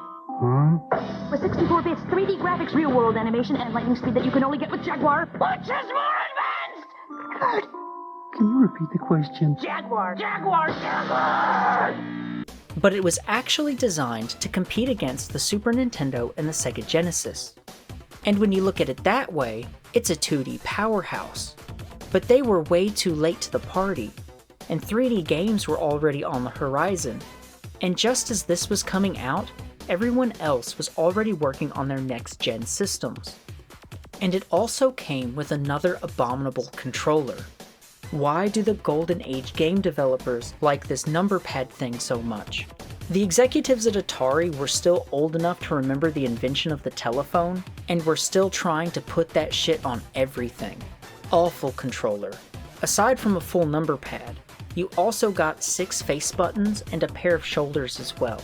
The 2D games are really good on it actually, it's pretty cool. All of the 3D games on it are embarrassing though. A lot of them don't look much better than the Super's Mode 7, but other ones are just 3D environments with 2D sprites. Like this Alien vs Predator game. I think this one looks really cool, but this isn't what I think of when I hear 64-bit. Sprites on the Jaguar look really cool, and they're definitely way better than what the Super and Genesis were capable of. They also tried to market it at an older audience, not like edgy teenagers. Smells like teenagers. But like at actual adults. Atari Jaguar. Suddenly, nothing else seems fun anymore. But people at this time weren't looking to buy another 2D console. It hit the market at a bad time and it didn't do very well. And also, it didn't get near the third-party support that it was looking for because the market was starting to get saturated again. And the big players were snatching up all of the third-party developers for themselves. Now, all of these early next-gen systems were showing up, but Sega and Nintendo were still trucking, with nearly half of the market each still on their 16-bit consoles. And in December of '94, Sega released the Sega Channel for the Sega Genesis. Now, Sega Channel was a subscription service provided by local television services through a coaxial cable. It allowed customers to access Genesis games online without needing physical cartridges. It was really cool, but it was also quite expensive at $15 a month, plus a $25 activation fee, which came with a special adapter to hook it all up. But what's cool about it is that it always had about 50 or so games on there that you could play, and they would rotate monthly. It was very innovative. Now, it's true that this was expensive, and you would have also probably had to have a regular cable service on top of it because you were getting it through your local cable provider. But if you look at just the Sega channel fee, $15 a month isn't that bad because new games at the time were still hanging around 50 and 60 bucks. Plus, people commonly rented games, and that was usually about $5 to rent one game for like 2 days. There were also 14 Sega Channel exclusive games, like Golden Axe 3, which had a physical release in Japan, but it was only playable in America through the Sega Channel. Nintendo did something similar in April of '95 with the Satellaview, which was an attachment for the Super Nintendo that allowed you to download games and other media over satellite broadcast. It was only available in Japan, but it was still very cool. One of its biggest problems was that you could only get it through mail order. And at the same time, all the 5th gen consoles were starting to come out. So if you had the money to buy this thing, you were probably just going to wait and get a 3D console instead. It would have costed around $300 for this attachment. I mean, that really is the price of a whole new console. But it was really cool. But because it essentially functioned off of radio signals, you could only play whatever games were currently being broadcasted at the time. So it wasn't like the Sega Channel where you had this huge selection all the time, but you could, however, download magazines and news. And they made a lot of cool stuff for it. They revamped a lot of old games with extra content, and even made some whole new games for it. The most notable one is this A Link to the Past game that would have had a new episode for you to play when the signal was changed. This game has been remade by fans, so you can sort of play through it all in one go if you like now. The Satellaview was really cool, and our boys just kept pimping out their 16-bit consoles in the face of the next gen, and the market was still dominated by Sega and Nintendo. The brand loyalty was just so strong, and even though a lot of time had passed since the video game crash of the 80s, Americans largely felt like Sega and Nintendo were the only brands worthwhile, while other companies were either too expensive or too little too late. But the next generation of consoles was upon us, and Sega had their Saturn planned to release in Japan of '94. And they put together this 32X attachment for the Sega Genesis as a sort of stopgap between generations. And it was also sort of a quick response to the Atari Jaguar, and served the market with a far less expensive entry into the 32-bit era. But they also kind of shot themselves in the foot with it, because before the 32X was released, they had already announced their up-and-coming Sega Saturn in Japan, which meant that the 32X and the Saturn would be releasing side by side each other in the American market. So they marketed it as a more affordable transitional device for those who could not afford the new Saturn. And it actually sold pretty well, and they were still swinging at Nintendo with their marketing. 40 times more than Super NES. Hey, yo, there is no 32-bit Super NES. Are we gonna see the games or what? The demand was high, and they couldn't make them fast enough. Even though the 32X was killing it on the market, Sega had a lot of trouble convincing developers to make games for it. Sega had made promises that the 32X was going to be supported alongside the Saturn, but it just didn't work out that way. And Sega eventually conceded that they had promised way too much out of the 32X, and stopped producing the system in order to focus on the Saturn, with only about 40 games made for it in total. And 32X games are fine. If they had continued to support it, I bet we would have seen some much cooler stuff for it. And just like the Sega CD, a lot of 32X games are just ports of pre-existing Genesis titles. Darkside looks really cool if you're into Star Fox kind of games. And the Star Wars arcade game got a port on here too. There's a lot of these full motion video kind of games. They look and feel really silly. I'm glad that the full motion video thing didn't become the future. But Knuckles Chaotix gave us a solid Sonic title on the platform. It looks really good. And the 32X is pretty cool. I probably would have ended up with one too if it had stayed around for longer. I was always slow to get new hardware because I usually couldn't afford new stuff at launch prices. But if you had had all of those attachments for the Sega Genesis all at once, it was like combining the Megazord.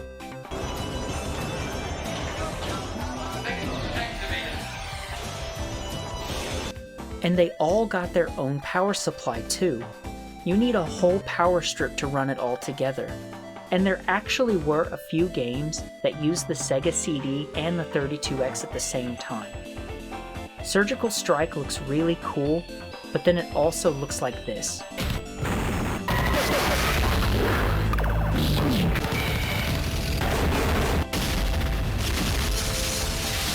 And Corpse Killer was also featured by the Angry Video Game Nerd, so that tells you about how good this one is. Now of course the Saturn launched right alongside the 32X in May of '95 in America, although it was released in November of '94 in Japan. The Saturn went hard over there, and became Sega's best-selling console in Japan, but not in America. The Saturn had sort of a surprise launch in America. The PlayStation was also coming to America right beside them, and it was less than 6 months away. So Sega decided to push the console out sooner and beat PlayStation to the market first. At Sega's presentation of the very first E3, the Electronic Entertainment Expo, they revealed that because of high demand, they had already shipped some Saturns to certain stores, like Toys R Us, for an immediate release. But this did more harm than good. It upset a lot of other retailers who weren't in on the early deal. And a lot of those dealers just refused to carry the Saturn because of that. And then Sony got up and announced that the PlayStation was only $299 and just walked off the stage to applause. $299?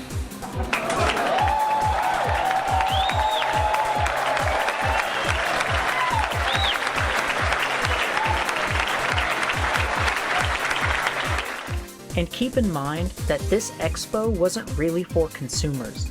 It was like all company reps and investor types that would go to these things back then.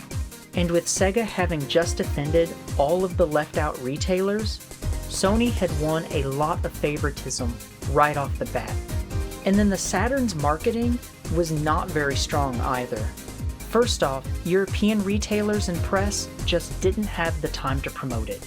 Also, third-party developers didn't know about the surprise early launch either, so the only 6 games that were available at launch were all Sega's own first-party titles.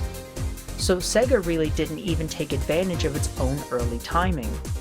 And then Sony was marketing their new PlayStation very aggressively as the cool kids console, just like the Genesis once had. And Sega wasn't picking on Nintendo anymore like they used to. They weren't cool and edgy anymore. And then they were also aiming at adults instead of edgy teens. Shifting their target demographic was a huge mistake in my opinion. And at launch, the PlayStation sold within 2 days more systems than the Saturn had in the whole 5 months leading up to it. Coming up in October, Sega slashed the price of the Saturn to match the PlayStation at $299, but it was too late. PlayStation was already leading by such a large margin, and many retailers were still refusing to even carry the Saturn. And PlayStation's success was too hard to ignore for third parties, so developers were moving away from Sega to develop for the PlayStation. And the PlayStation's library grew really fast. Within its first year, PlayStation had secured over 20% of the entire American market. Things were starting to look really bad for Sega. And then the Nintendo 64 was the last of these to come out. It wasn't released until '96, but it also launched at the most affordable price of only $199. And around this time, Sony and Sega had also already dropped their consoles to $199. But this really was hurting Sega the most, as the Saturn was way more expensive to produce. Now, the N64 had this iconic controller that was both really cool and really off at the same time. You got 3 handles on it, and you're supposed to hold one hand on the right, and then switch your left hand depending on whether you're using the stick or the D-pad. But I've seen a lot of people just hold it by the edges and try to reach the stick without even holding the handle in the middle. And that works, I guess, but to make it even more confusing, you have separate trigger buttons for each handle. So the left handle has the L shoulder button, and the middle handle has the Z trigger button. And if you're holding the controller in some weird position like that for a game that uses the stick, then you're also probably missing some important functionality with the Z button. Also, there was this one game that I had, Castlevania Legacy of Darkness. So I beat this game, and I got all the way to the last boss, where it forces you to fight the last boss in your werewolf form. And you collect these crystals throughout the game, and I had no idea what these were used for. They didn't seem to be used for anything. But when I noticed them counting down after I had transformed into the werewolf, it dawned on me that I had not been using a vital feature of the game this whole time. And it was because you push the L button to transform. It's a stick-based game, and the Z button does something completely else. And after you beat the game, it unlocks a new game plus, where it's like a harder second playthrough.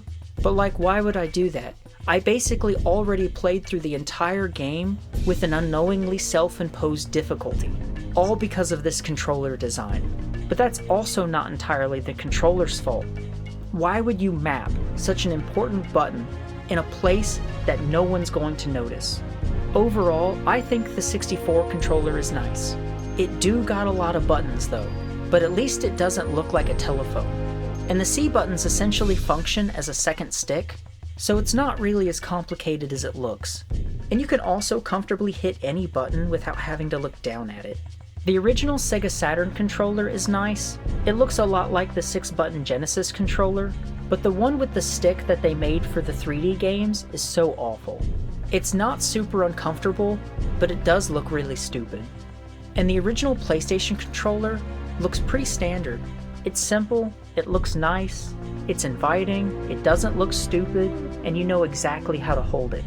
But I will say that because the directional is 4 separate buttons and not a pad, it calluses your thumb really fast. And if you're not used to it, then it can really irritate your thumb. Especially if you're doing quarter circle motions for a fighting game, because these buttons are also a lot harder to press in, and sliding around on the directions of this controller can really get you. But the second PlayStation controller with the 2 sticks, the DualShock as it's called, is really nice.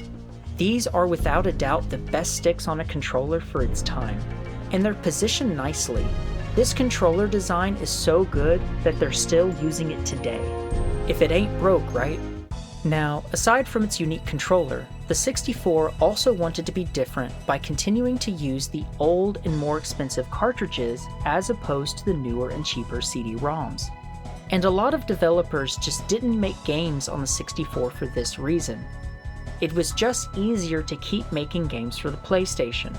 But Nintendo still had a lot of third-party support, and Nintendo's third-party licensing practices still had them a handful of loyal developers that only developed games for Nintendo, like Rare for example.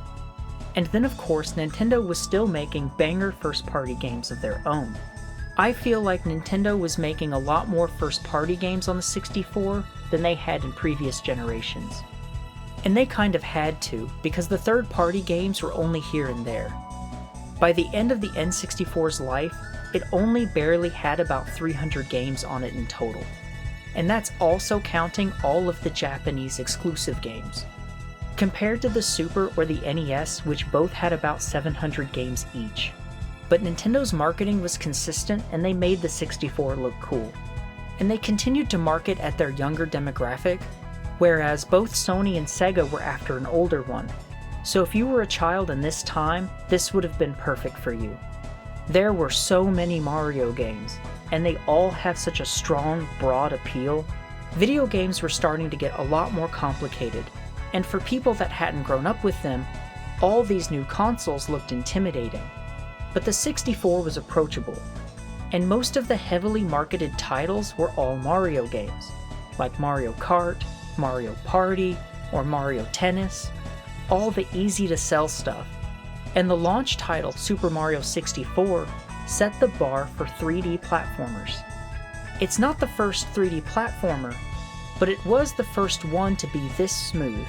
Mario has so many different moves that he can do, and it's all based on when and where you use the same couple of buttons. The polish of this game is excellent. It cannot be understated. And this would have also been your first game on the 64, as it was also the pack-in title. The 64 is stronger in some areas and weaker in others. Using carts instead of the new CDs meant that the 64 didn't have any loading times, and that's pretty cool. But also, CDs could have a lot more room for memory, so they could house a lot bigger games. And some games were even taking advantage of the ability to swap discs without turning the system off. So games could be multiple discs long. You would just put in the next disc when you got so far in. Also, the Saturn and the PlayStation could both play music CDs, which was really cool. CD players weren't exactly cheap yet, and playing the sound through your TV allowed you to enjoy that experience without needing a sound system. However, CD-based games required an alternative way to save games, unlike older carts, which would have had a battery built into them for save data. The PlayStation had memory cards that were required for any kind of save data. But the Saturn actually had a built-in amount of memory to save games, so you didn't have to get memory cards for the Saturn if you only saved a handful of games. The N64 also had memory cards, although they weren't needed by a lot of games. But some games did require them because developers just didn't want to include a save battery. But the memory card is nice for games that you might want to share or bring to a friend's house, like custom characters in wrestling games. But the 64 memory cards are the worst of the worst. First, they plug into the controller and not the console, and because you're playing on the controller, it's likely that these things are going to slip out of position and become corrupt. And every time any amount of data on these goes corrupt, you lose all of your data. It's really annoying. The N64 memory cards were very delicate, but the attachment slot for the controllers was still pretty cool overall. We got the Rumble Pack, which made the controller vibrate just like modern controllers do, and the original PlayStation controller didn't have rumble, but the DualShock 1 did, and that is actually where it gets its name from. It's the two rumbling motors, one on each side. None of the Saturn controllers had any kind of rumble, not even that enormous circle controller. The N64 also has this Game Boy attachment. It was pretty much just for swapping Pokemon to Stadium, but you could also play Mario Land on it with Stadium. A handful of other games used it, like Mario Golf, or even Perfect Dark surprisingly, to unlock some cheats. The N64 also had this expansion pack that really was more like a missing piece. I mean, it's the only thing that goes in this slot, and what's waiting in its place is just empty plastic. It's also just extra RAM, and almost none of the games even used it, and a few that did came bundled with it, like Donkey Kong or Majora's Mask, and Perfect Dark all came with it. The N64 had a lot of accessories, but the PS1 also had the Pocket Station, which was a little handheld thing that you could plug your memory card into and play little mobile games on.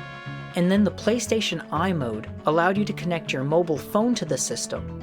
Basically, all it was used for was to download DLC items like costumes from the network off of your cell phone. But there was this game here that used both the Pocket Station and the Eye mode.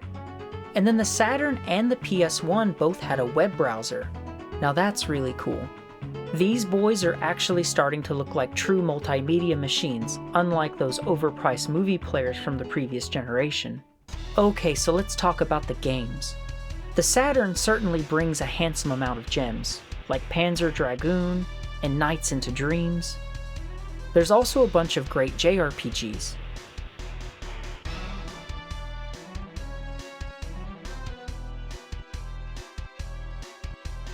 And some totally sick fighting games. And Saturn Bomberman is lit. But because Sega struggled to retain third-party support, it doesn't have an extensive list of games.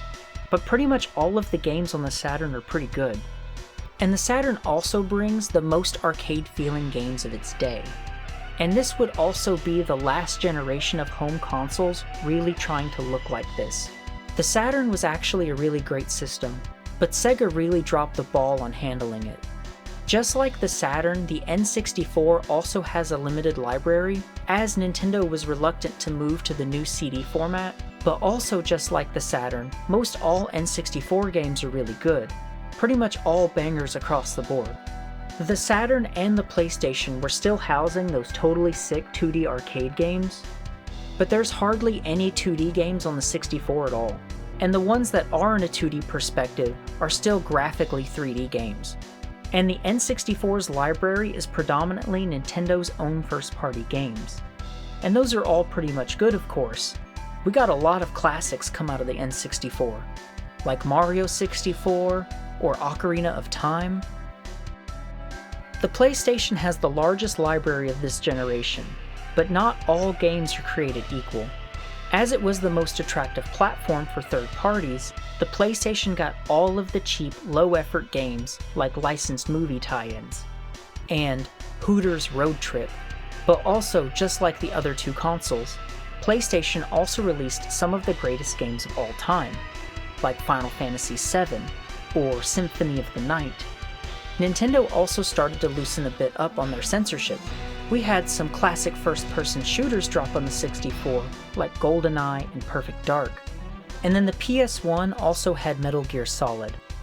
Now, 64 games didn't have enough space to store full motion video, so any of the games that were on both systems, the 64 version was always missing the cutscenes, and sometimes other content as well. Another more mature game was Resident Evil 2. The 64 version is a port of the PS1 game, but the 64 version actually has better graphics. And it's not because the 64 is a stronger system, but it's because the developers took advantage of the opportunity to remake the game. And they also added surround sound to it, so that's epic. Meanwhile, the Jaguar was still not selling well. and they slashed the price to $149. But you're honestly not going to get this when you could get a 64 or a PlayStation. The Jaguar was quickly forgotten about just as soon as the good 3D consoles had arrived. And the once edgy and aggressive Sega was cooling off as they were humbled by all the retailers they had just offended and all the third-party developers that they had lost.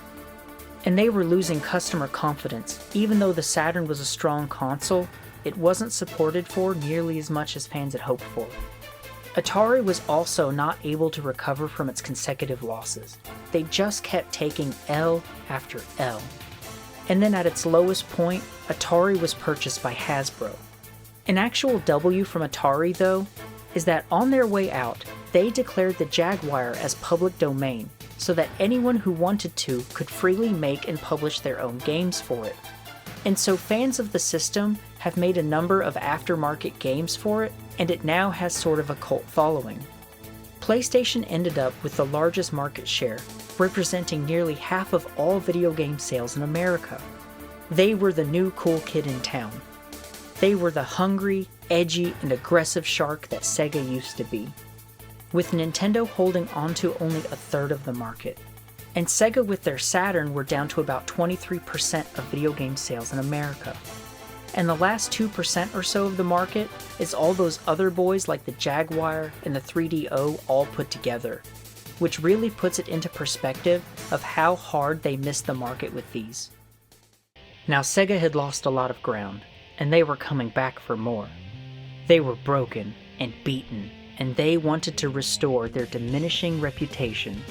And just like before, Sega would beat everyone to the market first with its next generation console, the Sega Dreamcast. And they were innovating yet again, as the Dreamcast had a built-in modem for internet access and online play. And they were trying to make it as affordable as possible, sticking to off-the-shelf parts wherever they could. Sega also opted to use their own newly developed GD-ROM format to avoid the expenses of cutting-edge DVD technology. Also, customizing the CD-ROM format would help to cut down on piracy as well as costs. But also, using their GD-ROM format allowed developers to include a custom Windows operating software on game discs, which made porting PC games really easy. And Sega's current arcade system board, the Naomi, allowed for nearly identical ports of Sega's own modern arcade titles. The Dreamcast was hot upon its release in Japan in '98, and in America the following year at $199, but they couldn't supply them fast enough. The Dreamcast also rolled out a huge marketing campaign, and people wanted it, but with them being sold out, no one could get it. And to make matters worse, Sony was already promoting their upcoming PlayStation 2. If only they could have gotten more Dreamcasts out there sooner. So now, for all of the people that weren't lucky enough to get a Dreamcast, they could just wait and see what PlayStation was going to do. So with the Japanese launch, they had massive pre-orders for the Dreamcast. But then there was a shortage of chipsets that was caused by a high failure rate in the manufacture process. And then they had gotten to where half of their total stock was already pre-ordered, so they stopped accepting pre-orders. And then on launch day, they were completely sold out. Well, that would have been great, but they only launched it with 4 games, and only one of them was even selling well. It was a port of the arcade Virtua Fighter 3, which was the most successful arcade game in Japan at the time. To quell this, Sega had announced that Sonic Adventure was soon coming, and they promoted it with a large-scale public demonstration together with Sega Rally Championship 2. But both of these games got delayed. People were starting to wonder about Sega. And with Sony soon to start teasing the PS2, it was a race against the clock to get as many Dreamcasts out there as possible before the arrival of their competitors. And then the supply was picking back up, but just as people were losing interest. And then Sony revealed that the PlayStation 2 was both backwards compatible and that it could play DVDs. And the PS2's launch price of $299 made it cheaper than most standalone DVD players at the time. Sega was in trouble. And now many of those people that didn't have a Dreamcast yet were just waiting for the new PlayStation instead. And then to make matters even worse, Microsoft was announcing that they too were working on a new console, right beside the launch of the PS2. The PlayStation 2 sold out immediately, and it was also facing similar manufacture delays. Shelves were constantly empty, and people were buying them on the early eBay for over $1,000. Sony also created new development kits for third parties, and having already been the leader in the current market, third parties were far more excited to develop for Sony. And then there were some others that were waiting to see who would come out on top before exclusively signing one way or the other. Sega was way too slow to increase their library. And then there were also a lot of really disappointed Japanese customers who had already bought a Dreamcast that were now tired of waiting for more games to come out. And many of them were returning their Dreamcasts to get PlayStation games. Sony had just come up and stuffed Sega real hard. Now, shortly following the launch of the PlayStation, Nintendo was also unveiling its next-gen console. In the American reveal, they showed off the Melee intro and some early Luigi's Mansion footage. There was a lot of excitement, and Nintendo was looking serious. It released in Japan on September of 2001, and later for America in November of the same year. The GameCube brought a lot of heavily anticipated first-party games, as well as arguably the best controller design for any console thus far.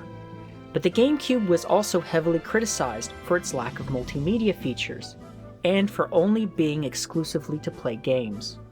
But also in 2001, Panasonic released this fine piece that could also play DVDs as well as GameCube games. And Sony also made a designer piece of their own. The PSX was a Sony digital video recorder with a fully integrated PS2. But nonetheless, GameCube was off to a good start. And 3 days before the GameCube launched in America, Microsoft entered the console market for the first time, launching their Xbox alongside their new flagship title, Halo. Now, the Xbox was built around standard personal computer parts, using variations of Microsoft Windows and DirectX as its operating system to support games and media playback. And the Xbox also had built-in internet functionality, as well as being the first console to feature a built-in hard disk. The Dreamcast was on life support in the wake of the GameCube and the Xbox, and it was discontinued in 2001, but not without bringing some of the most innovative and ambitious games of its time, like Shenmue, or Jet Set Radio, or Skies of Arcadia, and the Sonic Adventure games. But the most ambitious game for the Dreamcast was by far Phantasy Star Online. Developed by the Sonic team and published by Sega in 2000, it was the first online RPG for home consoles, although they called it something really weird. We're talking about the world's first network multiplayer consumer RPG in console. And it was in real-time action combat. This game was so sick. But the Dreamcast was falling off, and Sega couldn't support it anymore. They were just taking too many losses. And then Sega stepped out of the console market entirely, and instead decided to publish their games on everyone else's consoles. So even though Sega would stop supporting the Dreamcast Online, Phantasy Star got released on all the remaining consoles, even on the GameCube. And this contraption takes the prize for most buttons on a single controller. But it is generally accepted as a legal controller for Smash. And it'll be nice for when Blizzard finally ports WoW to the Switch. Or they could just bring back the number pad design for those keybinds. Now, the Xbox has online capability built right into it, but the PS2 and the GameCube required an additional modem attachment to do so. However, the PS2 Slims that came out later had a network adapter embedded right in there. The GameCube pretty much only used its online capabilities to play Phantasy Star, but the PS2 had a great number of them, even though it wasn't common. Star Wars Battlefront and Monster Hunter are the most notable, and there was some Final Fantasy stuff that was online. And just like the Xbox, both of these consoles could also use this feature to LAN consoles together. LANing Xboxes was common for a lot of games, but on the GameCube, you can surprisingly land together systems to play a larger Double Dash or Kirby Air Ride match. The PS2 also had some really cool LAN-capable games, like Time Crisis. And the PS2 also had a really neat feature where you could LAN 3 systems together to get a panoramic view, like in this racing game. The GameCube also stepped away from developing its online stuff to focus on the GameCube's Game Boy Advance connectivity. Being able to connect your Game Boy Advance to the GameCube and use it as a controller was quite novel. And it would also offer extra features in games, or even offer entire bonus games. And then they also made a Game Boy player for the GameCube, which would allow you to play all generations of Game Boy games off of your GameCube. So now you can play Donkey Kong 5, The Journey of Over Space and Time on the big screen. Amazing. Sega also re-released other Dreamcast games like Sonic Adventure 2 Battle, and continued to develop new games like Gun Sonic for other consoles. Damn, we've been detected. Now the PS2 has become known as the greatest selling video game console of all time. Sony absolutely dominated the market and it wasn't even close. And they were willing to pay for very expensive ad campaigns and take big losses by slashing the PS2 price down to $199 to get that market share. PlayStation was still hungry, and they were still the cool kids. Xbox was pretty much always doing better than GameCube, but not by much, and there were some spurts here and there where GameCube would even outsell the PlayStation for a period of time. And there were a lot of great games for each of these. There was a boom for the video game industry at this time, and even though Sony was dominating the market, all three platforms were very successful. Nintendo was still largely marketing at a younger demographic, which really wasn't being served by the other two in the same way. But they also had all of these really weird ads that were targeted at a teenage audience. GameCube ads were weird, very experimental. It certainly gave the system a bit of an identity crisis. And we also know that Sony was also after that teen demographic. Teenagers. The Xbox, however, seemed to be aiming itself at primarily adults and college students, especially with its online service. Xbox Live went fully operational a year after the console initially released, which, much like it is today, was a monthly subscription service that allowed you to play all of your multiplayer Xbox games online. Xbox Live set the new industry standard in online play for future consoles. And it was also offering downloadable content for pre-existing games, like MechAssault starting in 2002. And it even had this very impressive looking webcam.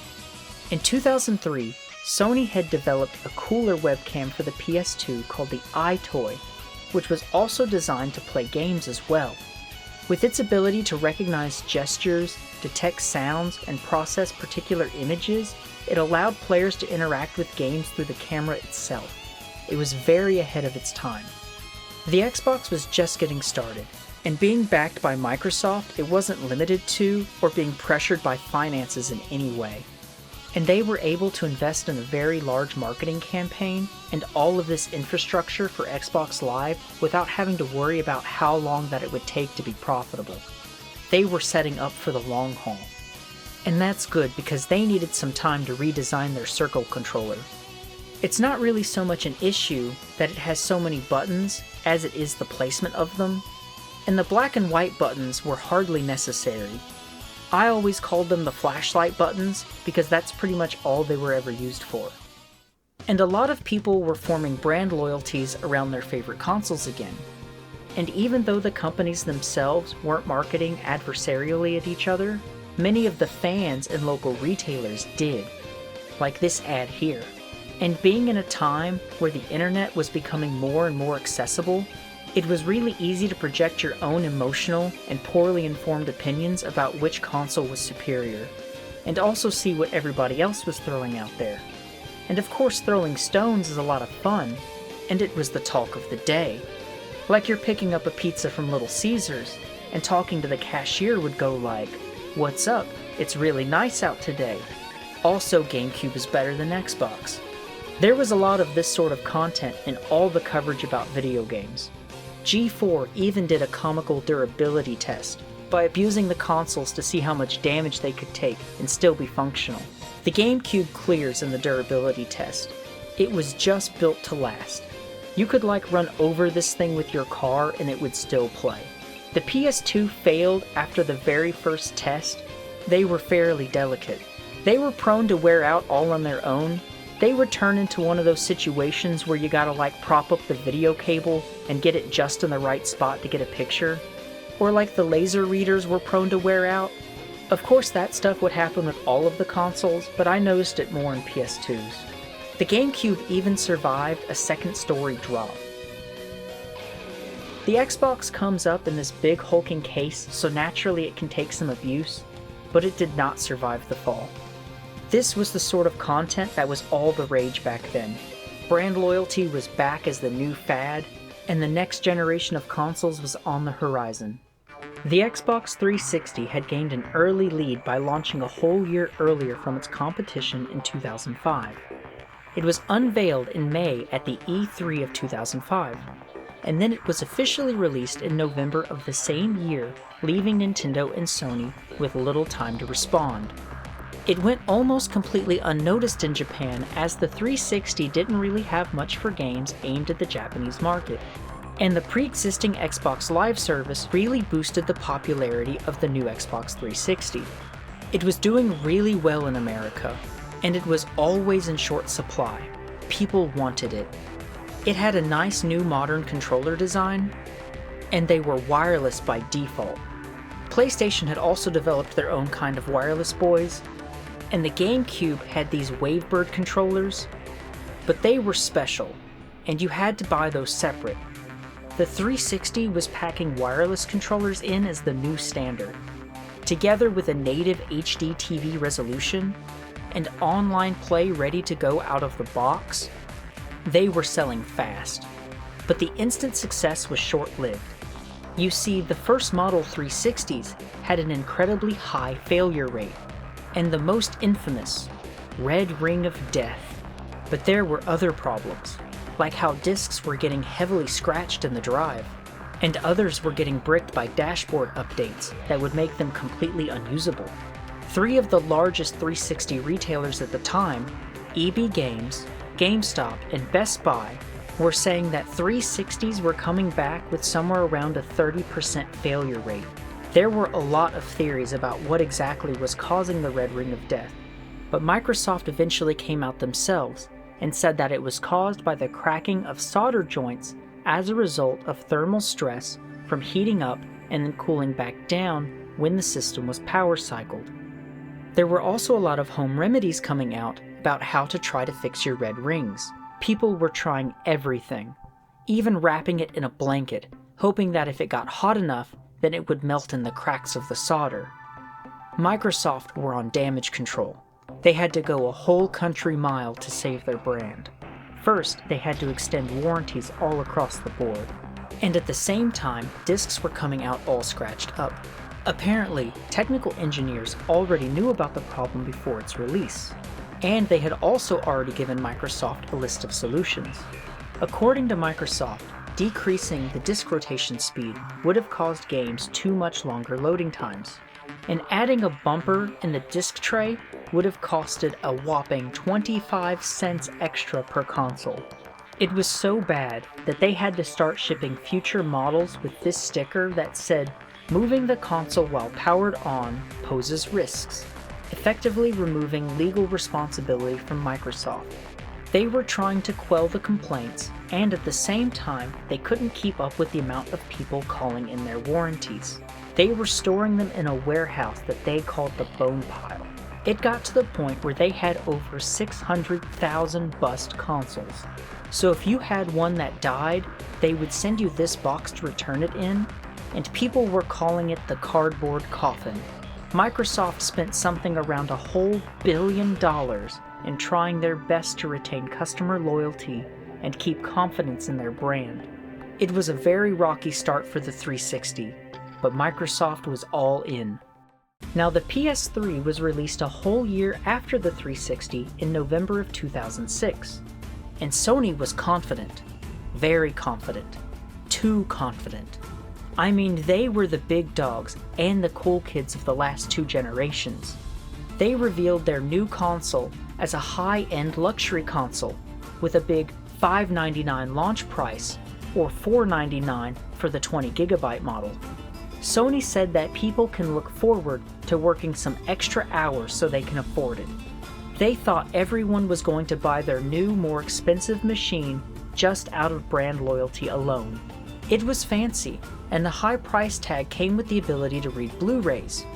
And it did also come with built-in online capabilities, as this was the new industry standard. But the high-end launch price of the PS3 slowed it down a lot. Even though the 360 was coming out with so many issues, it was still outpacing the PS3 by a substantial margin. PC World even listed the PS3 as number 8 in their top 21 tech screw-ups of 2006. And then only days after the PS3 launched, Nintendo released their Nintendo Wii. And contrary to Sony, they were trying to offer a far more affordable console, rather than focusing on cutting-edge graphics or expensive technologies. They were showcasing innovative controls, hoping that motion controls would become the future.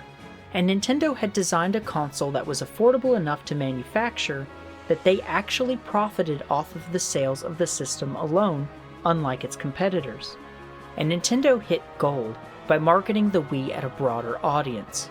The video game market as a whole had grown to where they were just about in every home. They were attacking the casual demographic, both old and young alike. And their campaign was very successful. People who didn't even really play video games were buying a Wii. And then all of their highly anticipated first-party games would retain their pre-existing loyal fan base. And in many cases, you could still use a regular GameCube controller for games where the motion controls weren't necessary. On a month-to-month basis, the Wii regularly outsold both the PS3 and the 360. The Wii very quickly became the next hottest console, and it was consistently sold out all throughout its first year. By the end of 2007, it had completely surpassed the total number of 360 sales, even though the new Xbox had an entire year-long head start. The Wii was headstrong, but major third-party developers were starting to get frustrated with it because only first-party Nintendo titles were really selling well. Full feature-length games like No More Heroes were selling well enough to be successful, but not nearly as well as major third-party games tend to do.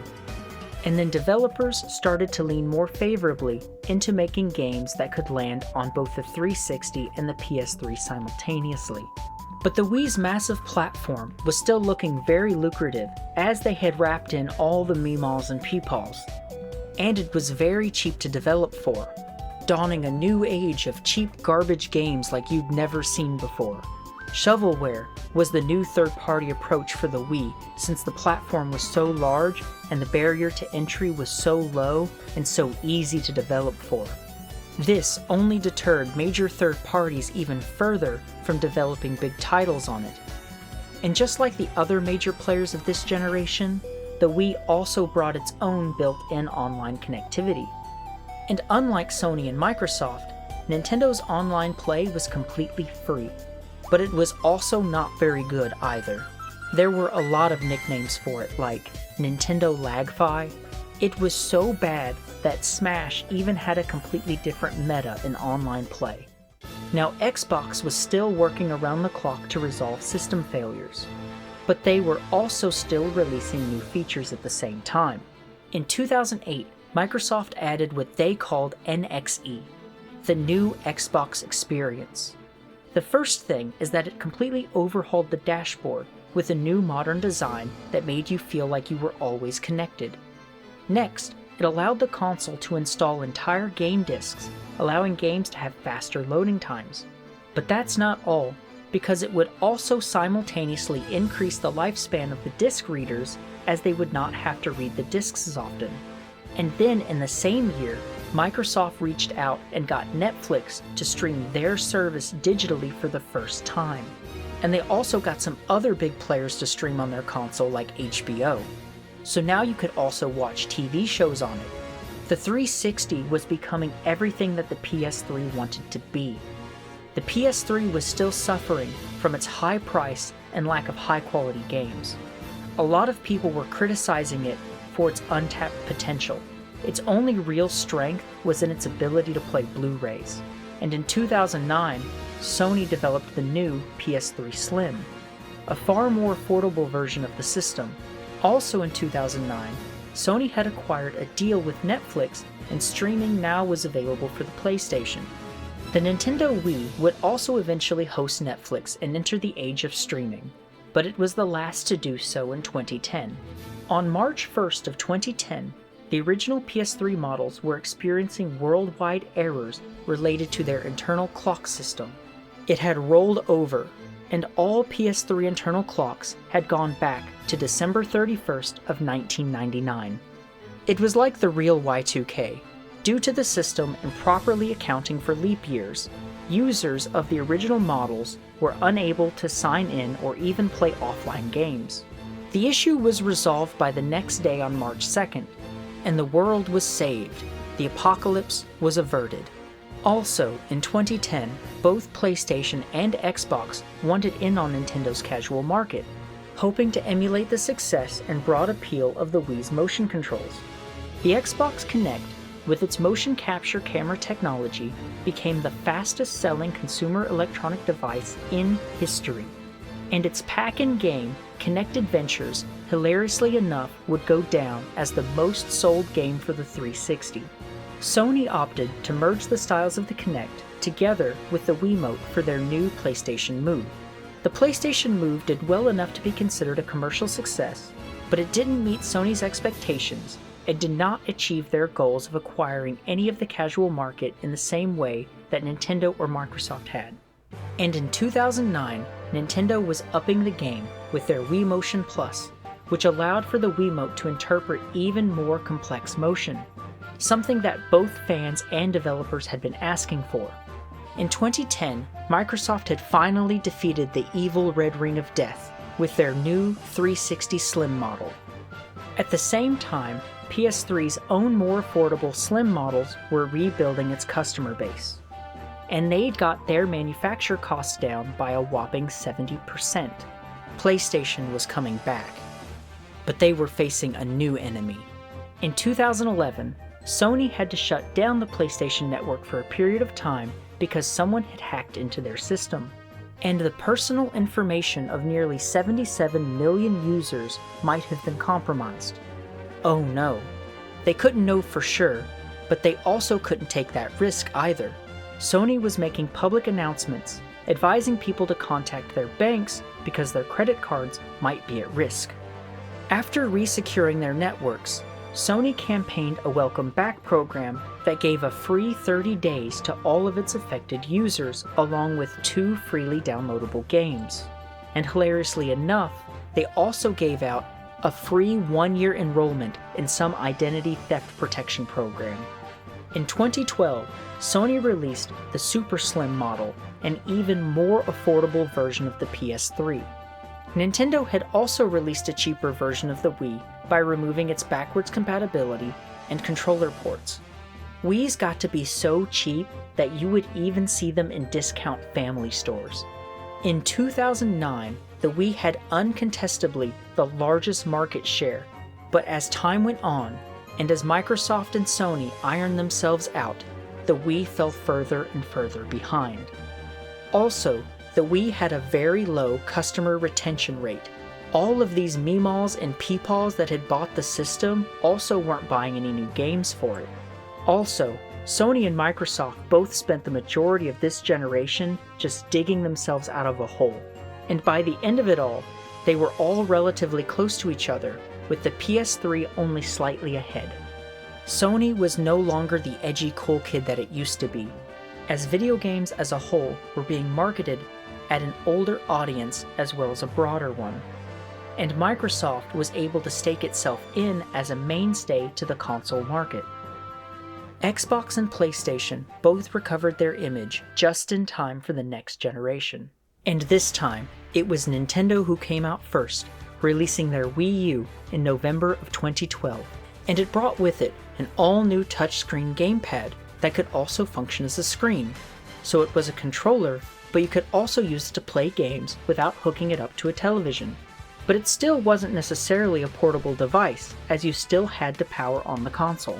The Wii U retained backwards compatibility with original Wii games, and it continued to support the Wiimote's wireless controls. The basic model launched at $300, and the deluxe premium model at $349, a much heftier price than the original Wii.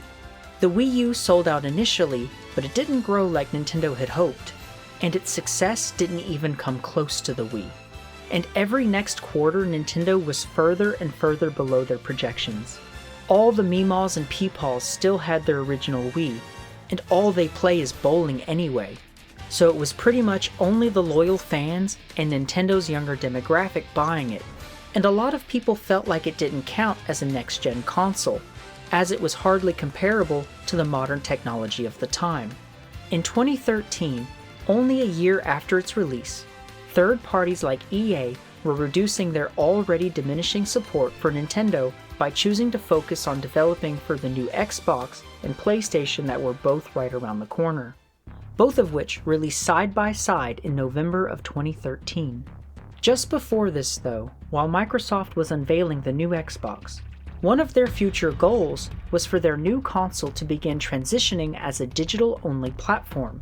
First, they announced that the new Xbox was going to be an always online game console, which meant that you could not play any games or use it at all without an internet connection.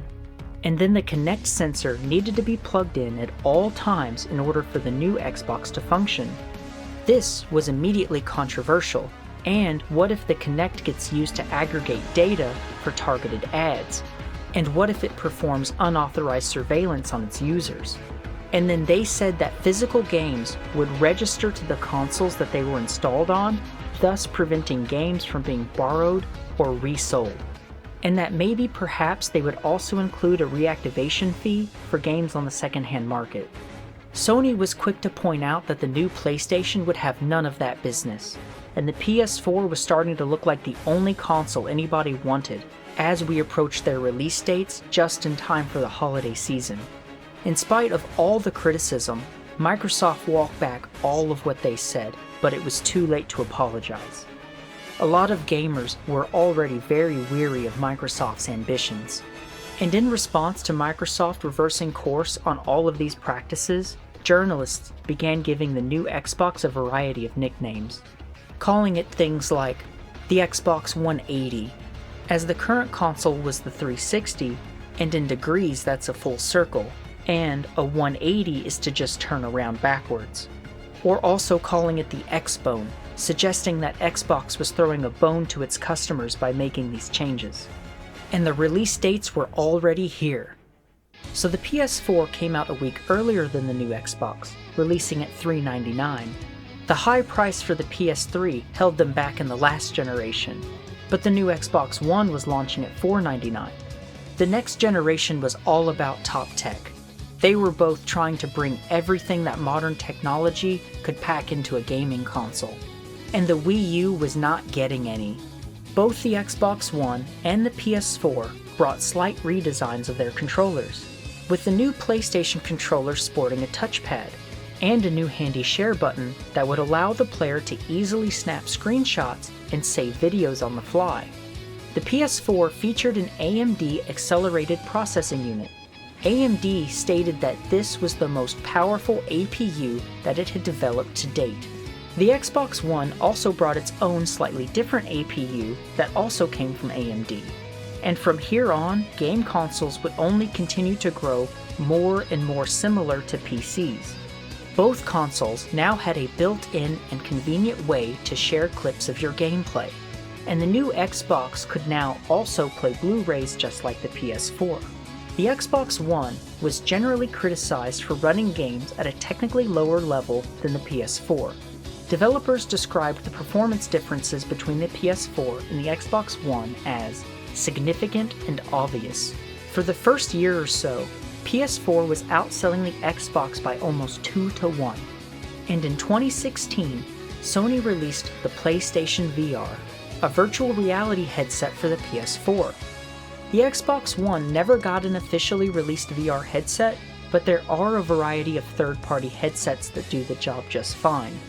And also in 2016, Microsoft stopped releasing their console sales figures and instead opted to only measure their success with the Xbox Live numbers. Sony was dominating, but Xbox was still making a lot of money, unlike the Wii U, which at this time had been considered a commercial failure. The Wii U was expected to sell somewhere around 100 million units following the success of the Wii, but it only sold about 13 million units by 2017. And in 2017, Nintendo discontinued the Wii U in favor of yet another new console, opting yet again not to compete against Sony and Microsoft for modern tech and home consoles, but choosing to revitalize the mobile market. The 3DS was already facing plenty of competition in mobile gaming, and Nintendo wanted to develop new hardware that would be attractive to a wider variety of demographics, which is what reined in the massive success of the original Wii. The Switch was released in 2017 following the death of the Wii U. It featured a touchscreen just like the Wii U gamepad, and this time the system itself was the screen, so you could truly play it anywhere. And then it also came with a charging station that served as a dock, which allowed you to connect it to your TV and pretend that it was a home console. The Joy-Con controllers also detach and can detect motion similar to the Wiimote. It also has a newly designed standard controller, and some games also allow players to separate the Joy-Cons and allow for 2 players to share them. Nintendo heavily focused on creating multiple ways to play, and this time they built their new console with standard industry parts as opposed to their usual proprietary hoo-ha, which allows developers to easily port games and use popular game engines. This allowed them to bring back a lot of third-party support and help attract independent game developers, giving the Switch a nice boosted library at launch. Despite the Switch's hardware being significantly outdated, it has been met with critical praise and commercial success. Nintendo projected to sell 10 million units in the first year, but it well exceeded that by selling over 17 million. And by 2018, it was selling faster than even both the Xbox One and PS4. Switch games also come coated in this bitter-tasting chemical as a measure to prevent small children from swallowing them. It had become a bit of a meme to lick your Switch games and try out all the new flavors. Also, starting with the Switch, Nintendo began charging a subscription for its online play. And while its online service is a lot better than it was, it's still not great. Better, but not good enough. Nonetheless, the new Switch was going the distance and Nintendo was once again killing it. And by 2020, the Switch had sold a total of 56 million units. Although no one can really know for sure since Microsoft stopped providing exact numbers, but market research from Ampere Analysis estimated the Xbox One having sold approximately 51 million units, while Sony's PS4 was pushing over 100 million. The Xbox One was beaten by a landslide, and even the Switch was quickly passing it up. It was time for new hardware, both within days of each other. In November of 2020, the new Xbox Series X and the PS5 launched with the newest generation of consoles. Compared to the previous generation, these new consoles both added far faster graphics processors and support for real-time ray tracing, with rendering speeds targeting 60 frames per second or better. Internally, both systems produced new internal solid-state drivers to significantly reduce or entirely eliminate load times in some cases. The previous 8th generation was the longest-lived console generation in history. Also, both of the new systems are also bringing an AMD Zen 2 CPU and an RDNA 2 GPU with some slight differences. And game consoles are getting yet ever closer to just being a PC. The Xbox Series S offered the most affordable option into the newest generation with a launch price of only $299, while the Series X and the standard PS4 both launched at $499. with the PS5 Digital Edition coming in between with $399. And the more affordable Series S and the PS5 Digital Edition are digital-only systems, with their disk drives entirely removed to cut costs. The new Xbox controller is only a slight redesign of the Xbox One controller, but it brings a new handy share button that allows players to easily snap screenshots or begin DVR recording on the fly just as the PS4 previously had. But the new PlayStation controller was looking extra sleek, and it brought adaptive resistance to the triggers. So now the triggers can have changing levels of resistance as you push them in, to reflect, for instance, the feeling of drawing back a bow. And it also brings a built-in microphone, so now there's no headset required to talk online. In 2023, Sony also released another controller for the PS5, the DualSense Edge, which brings even more features. The sticks have replaceable modules, it's got multiple control profiles, and you can even remap inputs through the controller itself. Also in 2023, Sony released an updated PlayStation VR headset. Now both the PS5 and the new Xboxes were in very limited supply at their launch due to a global semiconductor shortage.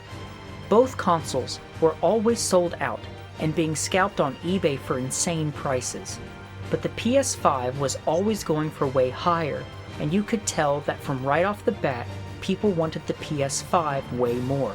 Also, a lot of people were criticizing the new Xboxes as not really counting as next-gen consoles, as they didn't have any new games to showcase the technology. And PS5 was bringing a lot of hot new exclusives.